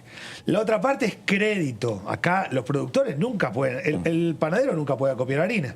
El productor siempre va para atrás. Tiene que venderle al acopiador a lo que puede y toma crédito al 200% de interés anual. Este proyecto tiene crédito al 3% y fortalecimiento de que el productor venda directo al consumidor. Ahí hay otra parte. Y después, un plan antiinflacionario tiene que tener metas fiscales, metas macroeconómicas, metas de emisión monetaria, acuerdo de precios y salarios, todo junto a la vez. Yo lo veo complementario, claramente. La inflación no es solo un tema fiscal, no es solo un tema de mercado de cercanía, no es solo un tema de control de precios, no es solo un tema de déficit fiscal o de emisión monetaria, es un conjunto de medidas. Esta, para mí, es una muy determinante. Un problema grave hoy, objetivamente, es que está subiendo mucho los frescos. No solo sube mucho el precio de los alimentos, sino que sube mucho los frescos, entonces se come más fideos, harina y arroz. Claro. Para nosotros comer mal es un problema, para los chicos es un problemón, porque un pibe que come mal va a aprender mal en la escuela y se le va a desacomodar su vida. En términos de velocidad, porque el problema de la inflación es urgente, digamos, está sucediendo en estos momentos. Infraestructura se puede hacer rápido, estos 400 mercados se pueden hacer de un mes para el otro, de un año para el otro. Muy rápidamente. Primero, porque muchos existen. Segundo, porque están en muchos lugares. El mercado de cercanía es lo que era la estación del ferrocarril. En otros lugares es cerca de la plaza. En otros son ferias. Hay muchos lugares. Rápidamente, hay mucha experiencia. Los productores están en condiciones de producir más en la Argentina. Es armarlo y hacerlo. Yo creo que es algo muy necesario. Nosotros, con el pan a 300, con la leche a 130, 140 y con el kilo asado a más de 1.000 pesos, estamos ante un problema gravísimo. Daniel, bueno, esto viene a ayudar en esa línea. Daniel, a ver, hagamos docencia, porque yo creo que tampoco es lo mismo el tema de la distribución de los productos. Una cosa es la carne, otra cosa es la harina, otra cosa es el tomate y otra cosa es la leche central. Pero hasta donde yo conozco, que tengo muy poca tierra, digo, por ejemplo, uno tiene una gran... maceta tenés. Exactamente, una gran productora de leche. Acá 80, 90 kilómetros en General Rodríguez, esa gran, que no es exclusiva, pero está muy concentrado en el mercado, le saca la leche a las vacas, las embolsa y las trae para el supermercado. Digo, yo sé que hay otras más chicas, soy de la cuenca lechera, pero con el más grande no sé qué se puede hacer con los mercados alternativos, ¿no? Porque ahí es directamente de la fábrica a la góndola del supermercado, el más grande está y va a seguir siendo el más grande. Ahora... Ejemplo de Marcos Paz, por poner un solo ejemplo, están vendiendo leche a 60 pesos porque armaron un esquema de apoyo. Vamos, Laurita, a comprar. De mercado, no está lejos. Exactamente. De mercado de cercanía. Acá 130 está. En asociación con el sector privado. ¿Y qué pasa en el mercado en Marcos Paz? Está la de 60, hay de 80, de 90 y de 140. Está el conjunto. Y después cada uno compra de acuerdo a lo que le parece. Pero nosotros tenemos que generar condiciones que sea un precio de referencia. Y otra cosa, usted dice el acopiador. Vamos a la descripción que hace Laurita, de que conozco poco. Digo, yo planto tomates, por ejemplo, o papas en Abasto o en Escobar, digo. Y no sé, tengo 1 hectárea, que es más o menos lo que tiene, no menos. Digo, el acopiador, ¿cuál es la instancia? ¿Que el acopiador quién es? ¿El que me compra a mí la producción? Claro, sí, no es que vos estás produciendo tomate, no lo llevas al mercado directamente. Hay un proceso de intermediación. En el proceso de intermediación hay dos: el acopiador y el Estado cobrando impuestos. O sea, no es que solo hay un acopiador, hay impuestos también en el medio. Lo que estamos planteando es, generemos 400 instancias donde vaya directo el productor y venda. Y que para que tengas más producción, demos crédito al 3% anual. Entonces vas a poder desarrollar la producción y no que tomes crédito al 200%, que en realidad vivís siempre para atrás, tomando deuda y le vas a... Esa es una pelea que da siempre Arroyo, el crédito barato, pero cuesta que aparezca eso. Pero es clave porque en realidad yo tengo que venderle a la copiadora lo que sea. Si estoy endeudado y viene alguien a comprar y me compra a la nada o más bajo que el costo, le voy a vender porque no tengo otra, necesito. El modelo inflacionario nos toca a todos, es de las grandes empresas, pero el que tiene un kiosco en el barrio delante de la casa, que en realidad es una ventanita, no es un kiosco, su miedo es vender, darse vuelta y no poder reponer la mercadería. Totalmente. Entonces va a aumentar porque claramente tiene que reponer. Si empezamos a generar precios de referencia de otras instancias, empezamos por lo menos a acomodar el resto. Son varias medidas. La inflación es un problema complejo en Argentina, pero es el problema más grave que tenemos hoy. Está desacomodando la vida de todos. no lo veo en la agenda, parecería como muy urgente, por lo que contaba Laura. Sí, claro. Debe incluirse en esta agenda productiva que tanto se quiere mover, ¿no? Exactamente, ¿no? ¿Qué giro tiene el proyecto? Se presentó hoy, yo espero que salga rápidamente. Debería ir a presupuesto en parte, pero es muy fácil porque es recomposición de partida. Debería ir a producción y no mucho más. Y ya está. Claro. Porque estamos hablando de pequeños productores. Tenemos que ir por estos lados. Objetivamente, la situación está muy crítica. Sobre todo lo que vos mencionabas, Daniel, la inflación en alimentos, digamos, ¿no? Porque la inflación ya es un problemón, pero la inflación en alimentos pega directo en la línea de flotación del nivel adquisitivo de la gente más humilde. Sí, y la malnutrición es un drama grave. Absolutamente, claro. O sea, yo lo que hago siempre, yo tengo 3 cosas en la cabeza para ver cómo anda. ¿Qué pasa con el consumo de leche? Si baja el consumo de leche en Argentina, estamos complicados, está bajando el consumo de leche. Segundo, el control de peso y talla. Si tenemos chicos petizos y obesos, es un problema para adelante. Y tercero, el que tiene trabajo formal no tiene que ser pobre. Son las 3 condiciones mínimas que deberían funcionar en el país. Perdón, ¿cuál es la última? Que el que tiene trabajo formal no sea pobre. Yo diría, ¿qué es lo mínimo de lo mínimo? Que mejoremos el consumo de leche, que mejoremos peso y talla de los chicos y que el que trabaja no sea pobre. De ahí en más hay mucho para desarrollar un país. Bueno, las 3 tenemos problemas hoy. Entonces, empecemos a generar estas políticas que vayan directo al hueso, que van a mejorar el consumo de leche, que van a mejorar peso y talla de los chicos. Y perdón, ¿habría mercado de cercanía en lo que es el primer cordón? Sí, claro. También. Pero pensaba más en el tercero, lo pensaba. Mucho. El modelo de la Ciudad de Buenos Aires lo que tiene algo bueno, que son las ferias itinerantes, que posibilitan que uno vaya rotando. En general no es así en el resto del país, sino que es en la plaza, en determinados lugares, más fijos. Bueno, acá lo que apuntamos a todo, a la feria itinerante, a los fijos, a generar ese mecanismo.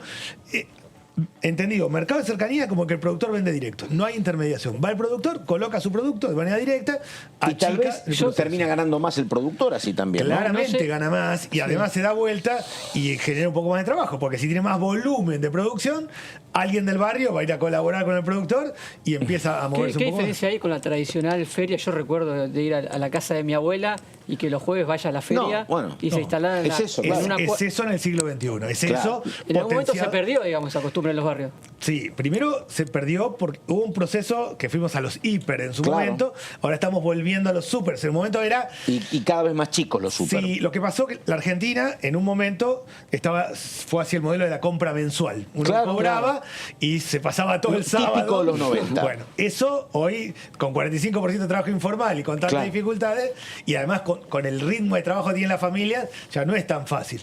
Vamos achicando.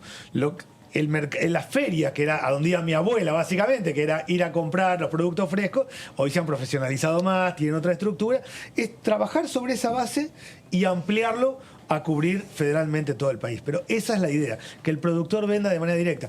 También hay un tema de lo agroecológico. Muchos de los productos, claramente, sin componentes químicos, hacen a mucha gente que busca productos agroecológicos también. No le quiero complicar la vida, Rollo, porque no corresponde, pero ¿qué pasa si el radicalismo le dice yo te voto esto y votame boleta única? Puede pasar. No, objetivamente, yo. Por eso. Mezclar un poco tomates con bananas. Claro, exactamente. No, pero digo, están convocando una acción especial, por eso. Sí, lo entiendo eso. Objetivamente, yo creo que es un proyecto que no debería tener opositores. O sea, alguien puede parecerle que el fondo fiduciario puede ser de una manera o de otra, pero no veo. Para empezar, el radicalismo, como tantos otros partidos, tiene muchos intendentes. Y gran parte de los intendentes del radicalismo son del interior, donde claramente los pequeños productores necesitan las cuencas lecheras. Yo creo que el problema no es tanto la oposición que pueda llegar a tener el proyecto, sino que lo pongan en agenda. Bueno. Esa es yo creo que una vez que vos lo puedas poner en agenda las comisiones, que hoy vienen tremendamente demoradas en cuanto al tratamiento de sus proyectos, esto es un tema que rápidamente podría salir. La cuestión es que la comisión lo adopte como algo prioritario, bueno, ¿no? Por eso hoy, ustedes veían que había mucha gente en la reunión de hoy. No solo había diputados y diputadas, sino que había productores. Había gente de los mercados. Nosotros queremos hacer una cosa de impacto social. No es solo presentar el proyecto, ir caminando y ponerlo en la agenda, sino que... Dijiste que había 18 diputados. Sí, diputados y alrededor hay un montón de gente. Esa persona que está y alrededor son productores, por supuesto. ¿Y del Ejecutivo quién había? ¿Había alguien o no? Sí. Estaba, en realidad, el Ejecutivo tiene algunas áreas de las ferias federales, que son parecidas a lo que estabas planteando vos, tiene lo que llaman los mercados de cercanía, tiene algunas instancias, todas muy pequeñas. Acá es una ley paraguas general con un gran fondo para poder aplicarlo. Hay que darle escala, o sea, nuestro problema es muy grande, entonces no podemos hacer una feria o una pequeña experiencia, tenemos que ir a lo grande porque la verdad que estamos con problemas graves. ¿Y cómo ve? Pregunte, Marquitos. Sí, le iba a preguntar, ¿cómo ve el tema del censo? Que hace muy poquito vino el titular de INDEC, no sé si estuvo en esa reunión, si le interesa, ¿qué dato va a estar usted esperando como conocedor del área de desarrollo social? Primero me parece que es clave, incluso yo insisto que todos entren y virtualmente lo hagan previamente porque le van a simplificar la vida al censista. Nosotros, el último censo del 2010 tuvo dificultades, ¿se acuerdan que fue el día que falleció Néstor Kirchner? Tuvo dificultades de aplicación, con lo cual venimos mal de datos. Yo espero 3 datos. Uno es, nosotros creemos que hay 4.400 barrios populares donde viven 4 millones de personas. El censo nos va a dar la realidad. Son 4.400, son 5.000, crecieron, bajaron, cuánta gente. Barrio popular es barrio, sin agua, sin servicios básicos, en condiciones mínimas. ¿Dónde está la pobreza estructural? Primer dato que nos va a dar. Segundo, para mí hay como un dato muy clave, que es la situación de los jóvenes y el trabajo. El censo va a terminar definiendo, cuando me preguntan qué hace cada uno en la familia y cruzamos por edad, nosotros hoy tenemos 22% de desocupación en las jóvenes. El primer empleo es un problemón grave. Para mí ahí hay otro elemento. Y después la cuestión federal. Es decir, uno que recorre el interior, y seguramente a todos les pasa, en general se dice en el interior que está creciendo mucho la población, que hay mucha gente. Bueno, sigue tan concentrada Argentina entre conurbano bonaerense, Rosario y Gran Rosario, Córdoba y Gran Córdoba, San Miguel y el Gran San Miguel, concentra gran parte de la población. ¿Sigue siendo así o no? ¿Hay una cierta vuelta al campo o al revés? Bueno, esos son los datos que va a terminar de definir, pero es muy importante que nos salga bien. La tecnología juega a favor, yo creo que está trabajando muy bien el INDEC. Yo insistiría que todo lo que puedan antes en la casa llenen el formulario, porque entonces va el censista, cruza los datos, cambia alguna cosa que vio, pero se hace muy rápido. Y tener datos, de hecho, soy los que quisieran que no se haga cada 10 años. Tenemos que hacerlo cada menos, pero por lo menos esta vez que nos salga que se haga bien. Bueno, sí, vas a ver que vamos a tener una sorpresa respecto a cuántos somos, ¿no? Bueno. Siempre te pasa respecto al número. Somos 44, por ahí te llega un número alto, efectivamente. Y en la Argentina uno va viendo más o menos por el DNI, por el número de DNI, pero también tenemos personas indocumentadas. Es una situación compleja la de la Argentina y hace mucho que no tenemos un censo que uno diga esto estuvo bien hecho y tenemos estos datos. Y aparte usted confía en Marco Labaña, que supo ser su compañero de banco. No, primero que es una persona muy apta y muy capaz. Segundo, que creo que hay pocos organismos muy profesionalizados en Argentina, el INDEC lo es. Y tercero, estamos hablando del censo, o sea, no hay debate, nos tiene que salir, eso sí que está fuera de la grieta. Hay que hacer un censo, nos tiene que dar los datos correctos, los datos van a ser correctos y todos tenemos que trabajar, y vamos a trabajar 10 años con el censo, o sea, absolutamente confío. ¿Sí? Daniel Arroyo, diputado, muchas gracias. Gracias a ustedes. Nosotros vamos ahora con lo que aconteció con una reunión del presidente de la Cámara, Sergio Massa, y autoridades de la Unión Industrial Argentina, encabezadas por Daniel Funes de Rioja. El tema es la agenda productiva que está pendiente desde extraordinarias. Recuerdan, electromovilidad, desarrollo de la construcción, desarrollo también de todo lo que tiene que ver con la industria automotriz. Los puntos. Estamos con una agenda súper productiva, súper vinculada a temas que tienen que ver con el desarrollo. Así que para nosotros es importante que vengan y que además intervengan en la discusión de los temas que vienen. Estamos justo tema automotriz, tema electromovilidad, cannabis medicinal, un régimen de promoción de la construcción, régimen nuevo de hidrocarburos que involucra gas, petróleo y minería, que generan una cadena de valor y empleo fenomenal. Hagamos todos el mejor aporte. La verdad es que estamos en un momento particular, primero porque el Congreso tiene un equilibrio y una paridad que requiere inexorablemente de diálogo, aunque a alguno no le guste, y vamos a seguir trabajando en la lógica de dialogar con todos los sectores.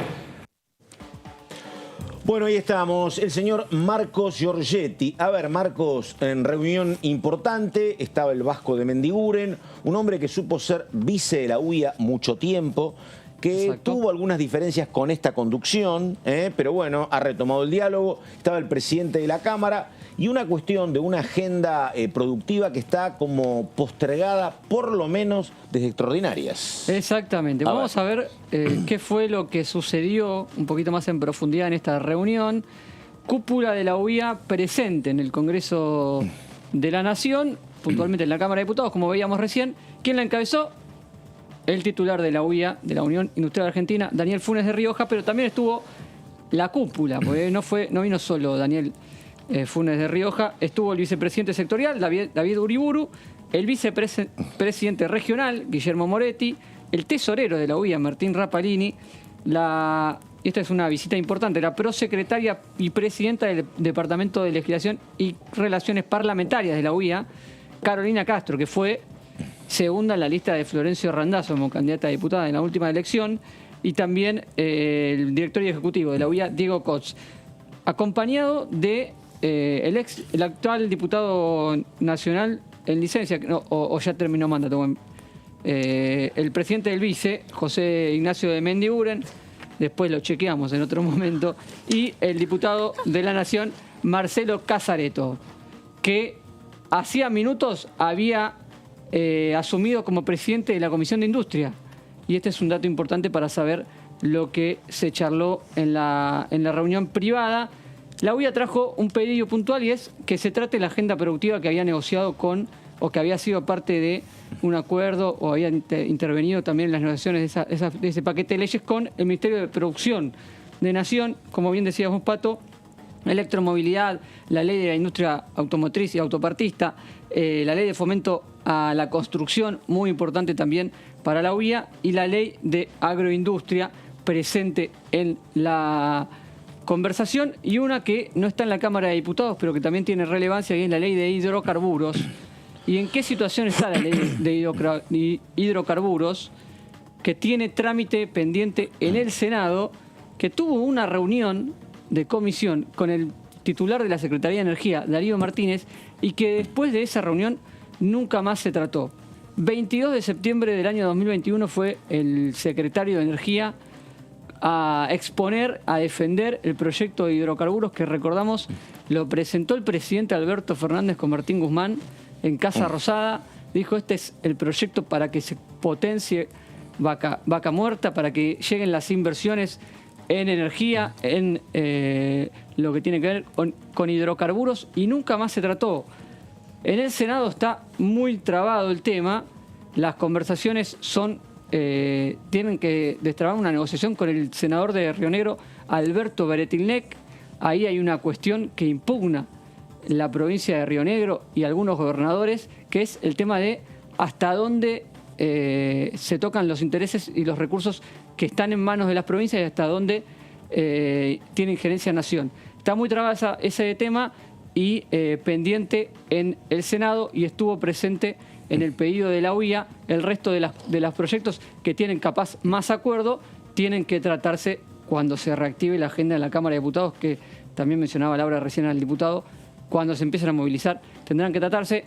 Estuvo Marcelo Casareto, que es el presidente de la Comisión de Industria y que va a tener a cargo la mayor parte de estos proyectos, y la intención del oficialismo es que se comience a tratar. Hubo una fecha.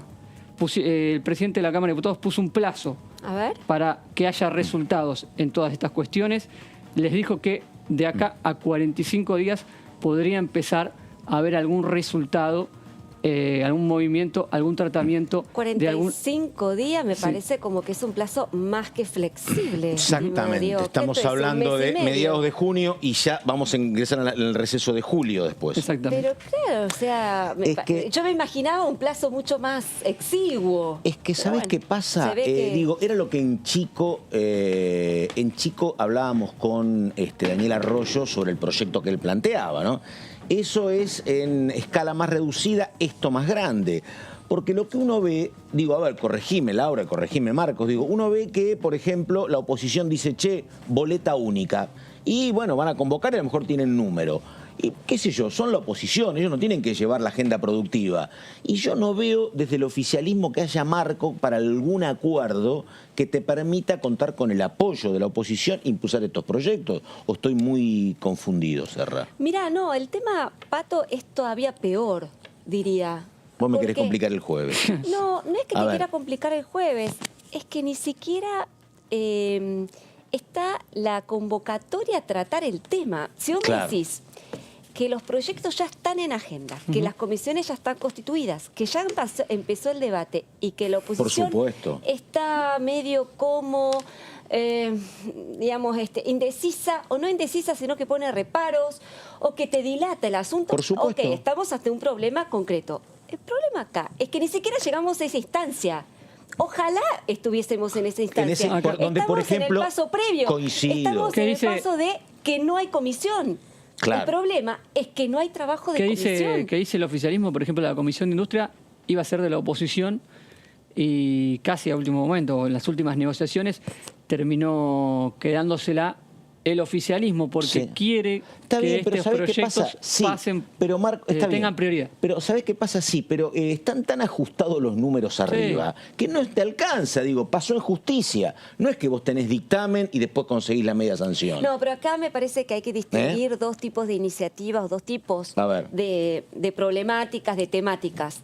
Una cuestión tiene que ver con la agenda judicial, que eso ya sabemos, la agenda institucional, sobre la que la oposición, digamos, mira con cierto recelo. Sí. Ahora, todo lo que tiene que ver con economía, producción y empleo, esos son temas que, de acuerdo al proyecto de ley, se pueden discutir, se pueden debatir, se pueden conciliar. Puede ser, sí, pero yo me acuerdo, por ejemplo, es cierto, totalmente. Están muy abrocleados en el tema judicial, no tanto en lo otro. Pero yo coincido con vos, en el tema agrobioindustria, ellos ya dijeron que ellos no comparten los radicales con los cuales he hablado, dicen que es un proyecto agrobioindustria que no atiende los intereses del sector productivo porque no modifica la cuestión de retenciones. Pero acá el sector productivo te está diciendo que lo trates. Sí, está bien, bueno, sí, no, pero hay sectores y sectores del radicalismo. Totalmente. Yo tengo otras fuentes que dicen con modificaciones se puede trabajar. Bueno, puede ser. A mí, conmigo han hablado los que representan más al campo, que te dicen yo quiero apoyar a cambio de que se modifiquen las retenciones.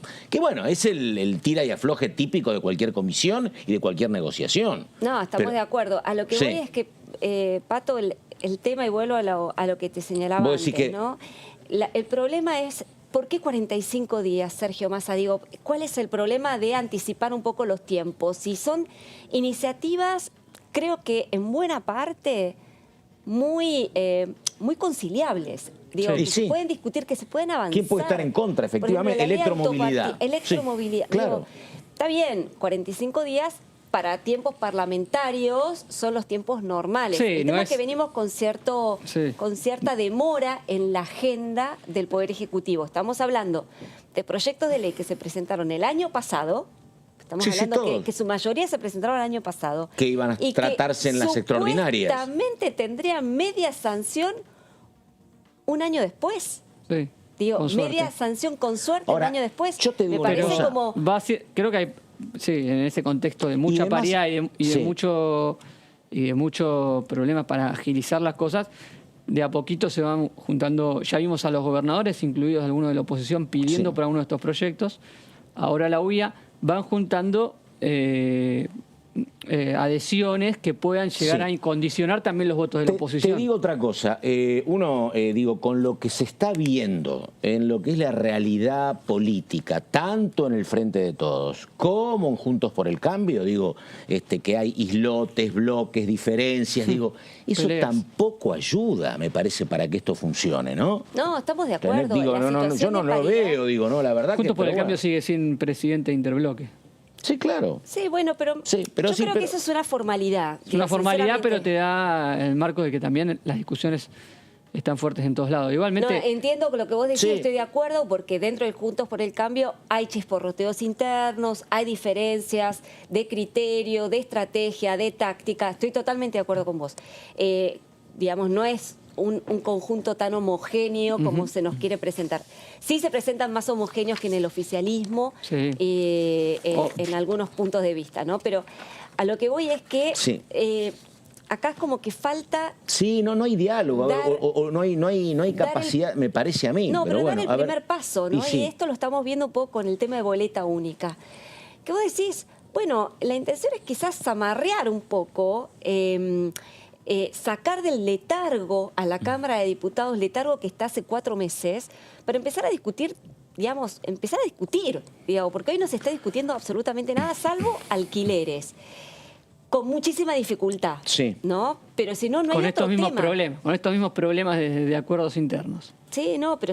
Puede ser el tema boleta única, puede dar a la oposición la idea de que juntándose puede activar ciertos temas. Absolutamente. Yo creo que es un primer paso que le va a dar a la oposición, le va a dar como un empuje, un envión para trabajar cuestiones en conjunto.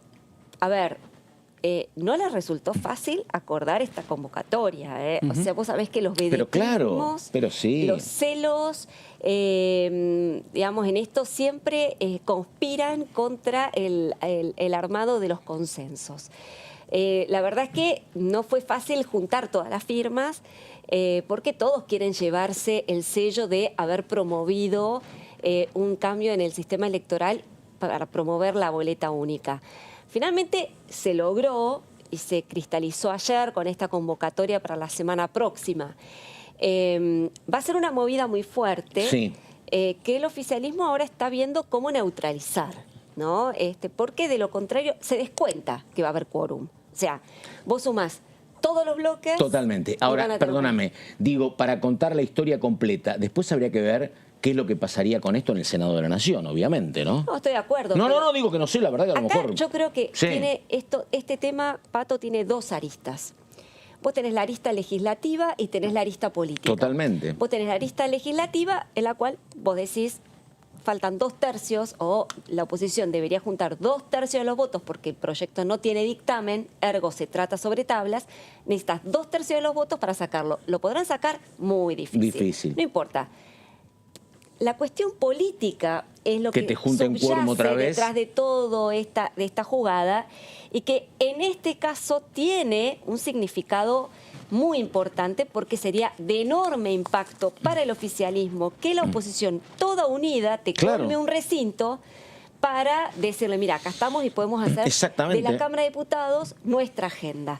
Entonces, acá empiezan los tironeos de poder en la Cámara de Diputados. Acá lo que se dirime justamente es quién tiene el poder de la agenda.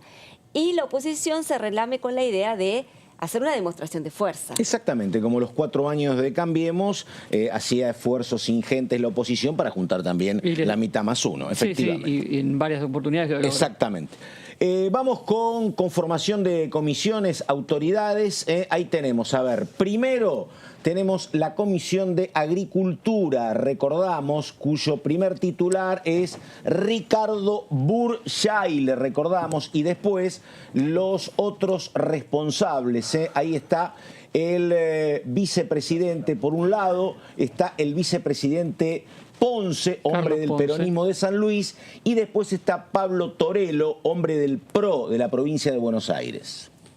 Bueno, esto es, repito, Comisión de Agricultura. Exactamente, una de las primeras del día, temprano. Burjaile se queda con una comisión de las importantes. Hay que recordar que este mismo fin de semana la oposición acompañó una movilización del campo en la ciudad de Buenos Aires y entonces esta comisión pasa a tener otra relevancia en el marco del juego político y hay que ver qué pasa con el tema de retenciones, que tantos proyectos de la oposición ha aglutinado aquí en la Cámara de Diputados. Si la tiene la oposición, si la convoca, si llama a tratar esos proyectos, puede ser uno de los temas de este año 2022. Burjaile tiene de todas maneras el perfil de ser uno de los hombres más dialoguistas dentro de lo que es la oposición de Juntos por el Cambio. Segunda comisión conformada, a ver, población, recordamos, con estas autoridades.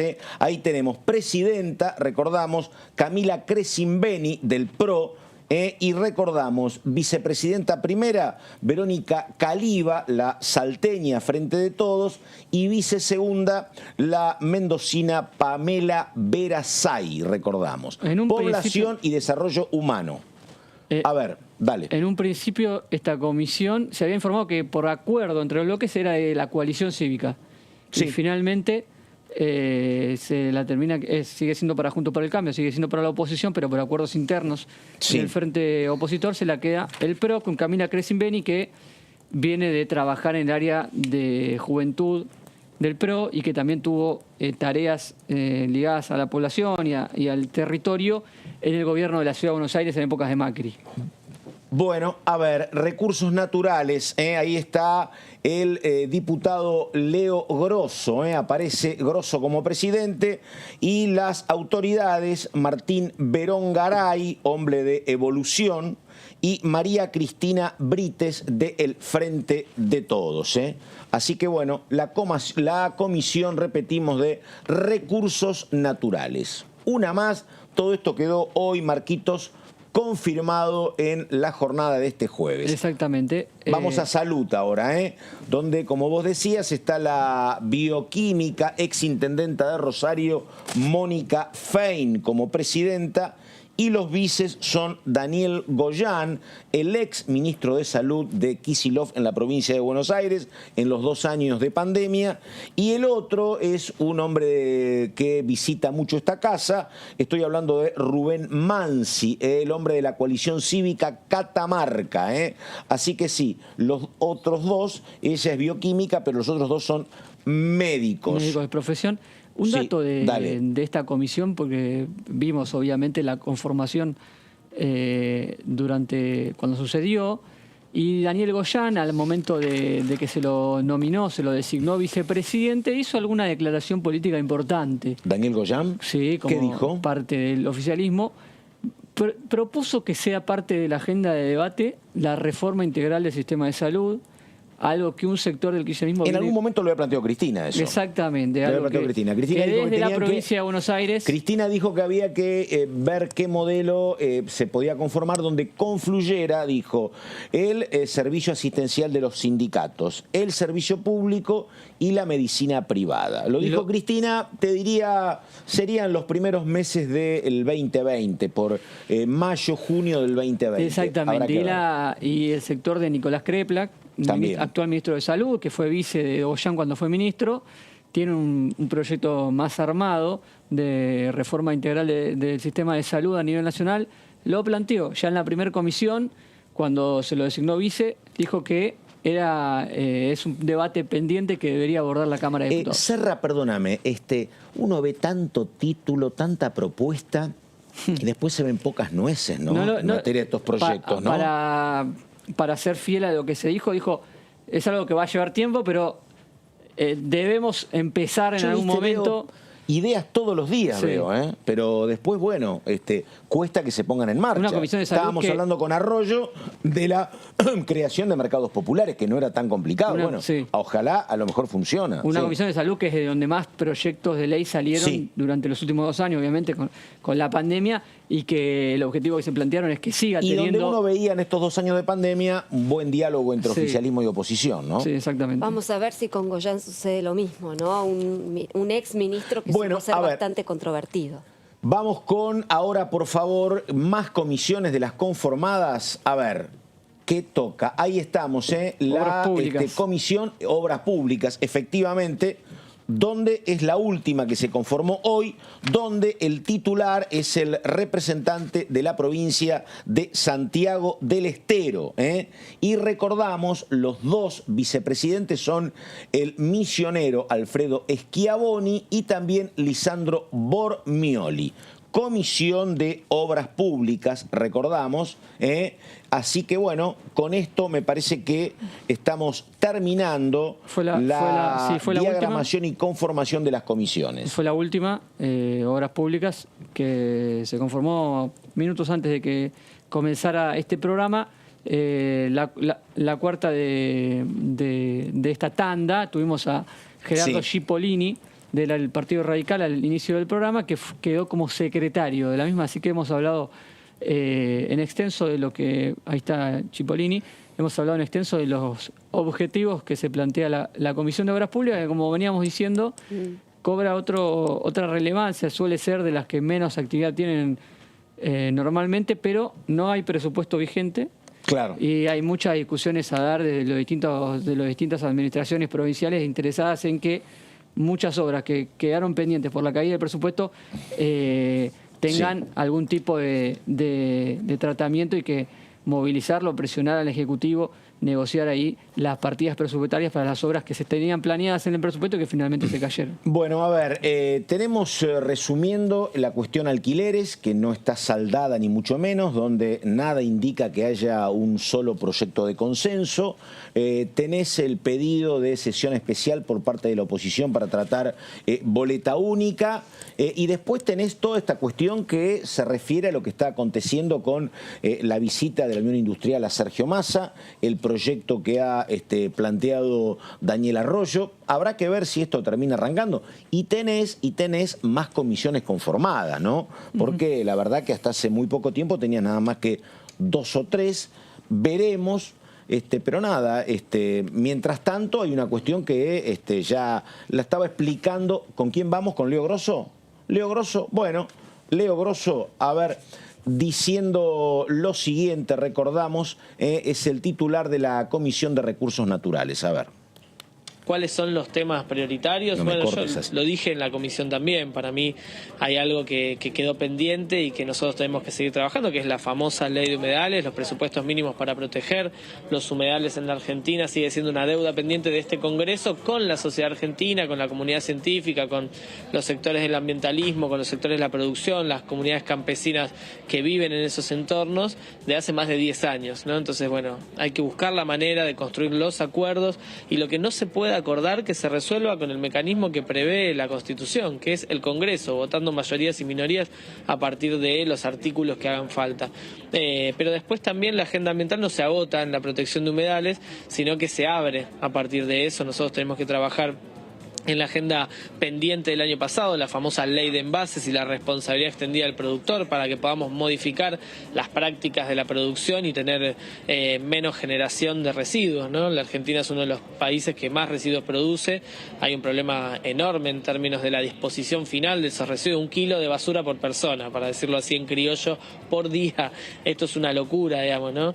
La mayoría de esos residuos van a parar a rellenos sanitarios y en gran medida también a basurales a cielo abierto, que contaminan el ambiente, que generan gases de efecto invernadero, y que se pierde además un montón de recursos no renovables y recursos humanos también que produjeron esos plásticos, por ejemplo. Bueno, recuperarlos, construir un circuito de economía circular, tener los recursos para recuperarlos cuando ya fueron descartados, pero además evitar eso promoviendo que la producción tenga una práctica distinta, generando envases más ecológicos, con materiales reutilizables, es una manera muy importante de ayudar al medio ambiente. Y esa es una discusión que se inició en diciembre del año pasado y que quedó trunca por falta de acuerdos con distintos sectores. Bueno, a ver, mientras lo escuchábamos a Leo Grosso, el señor Marco Giorgetti, que trabajó intensamente en la jornada de hoy, me dijo que había escuchado que Graciela Camaño estaba planteando requerimientos y cuestionamientos, ¿no? Justamente con esta cuestión de humedales, recordó que la Cámara de Diputados, con un tono un tanto enojada, la Cámara de Diputados se debe esa ley de humedales que tuvo, sí, dictamen de la Comisión de Recursos Naturales, pero que después no pudo avanzar en la Comisión de Presupuesto de Hacienda, ni siquiera pudo llegar al recinto, perdió estado parlamentario y debe reiniciar su debate. Así que la Comisión de Recursos Naturales cada vez más importante, pasan los años, cada vez cobra mayor importancia, cada vez la agenda ambiental tiene más impacto dentro de las agendas de cada uno de los espacios políticos, tiene más representantes interesados en integrar la comisión. Vuelve a tener la ley de humedales como objetivo. Claro, la ley de humedales tuvo dictamen de comisión, pero no se trató, hasta donde yo sabía. No tiene dictamen. No tuvo dictamen de comisión, ahora no. Ahora pero no, tuvo, está caído. Claro, no, exactamente. Perdón. Claro. A ver, porque hay que ser formales.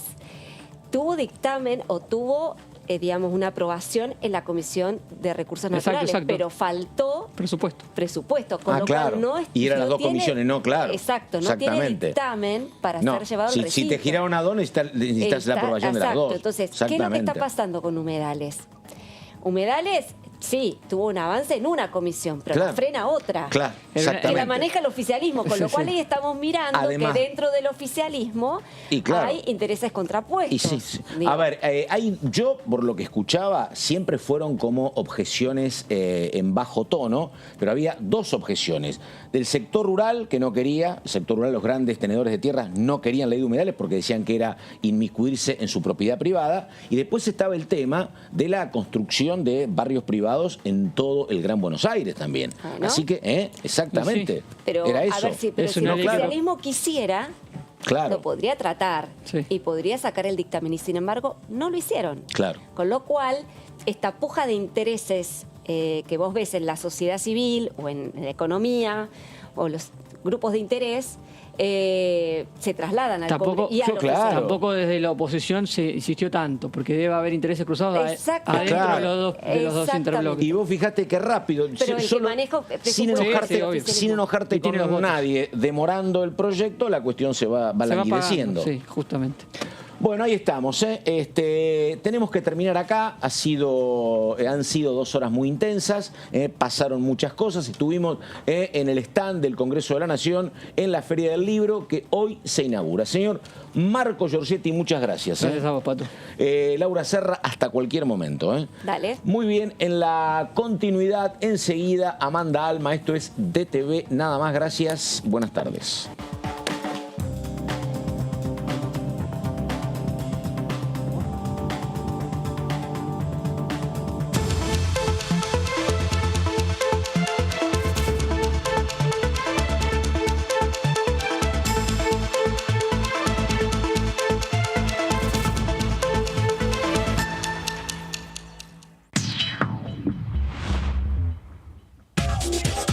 Lo que pasa en comisiones. Lo que pasa en las sesiones.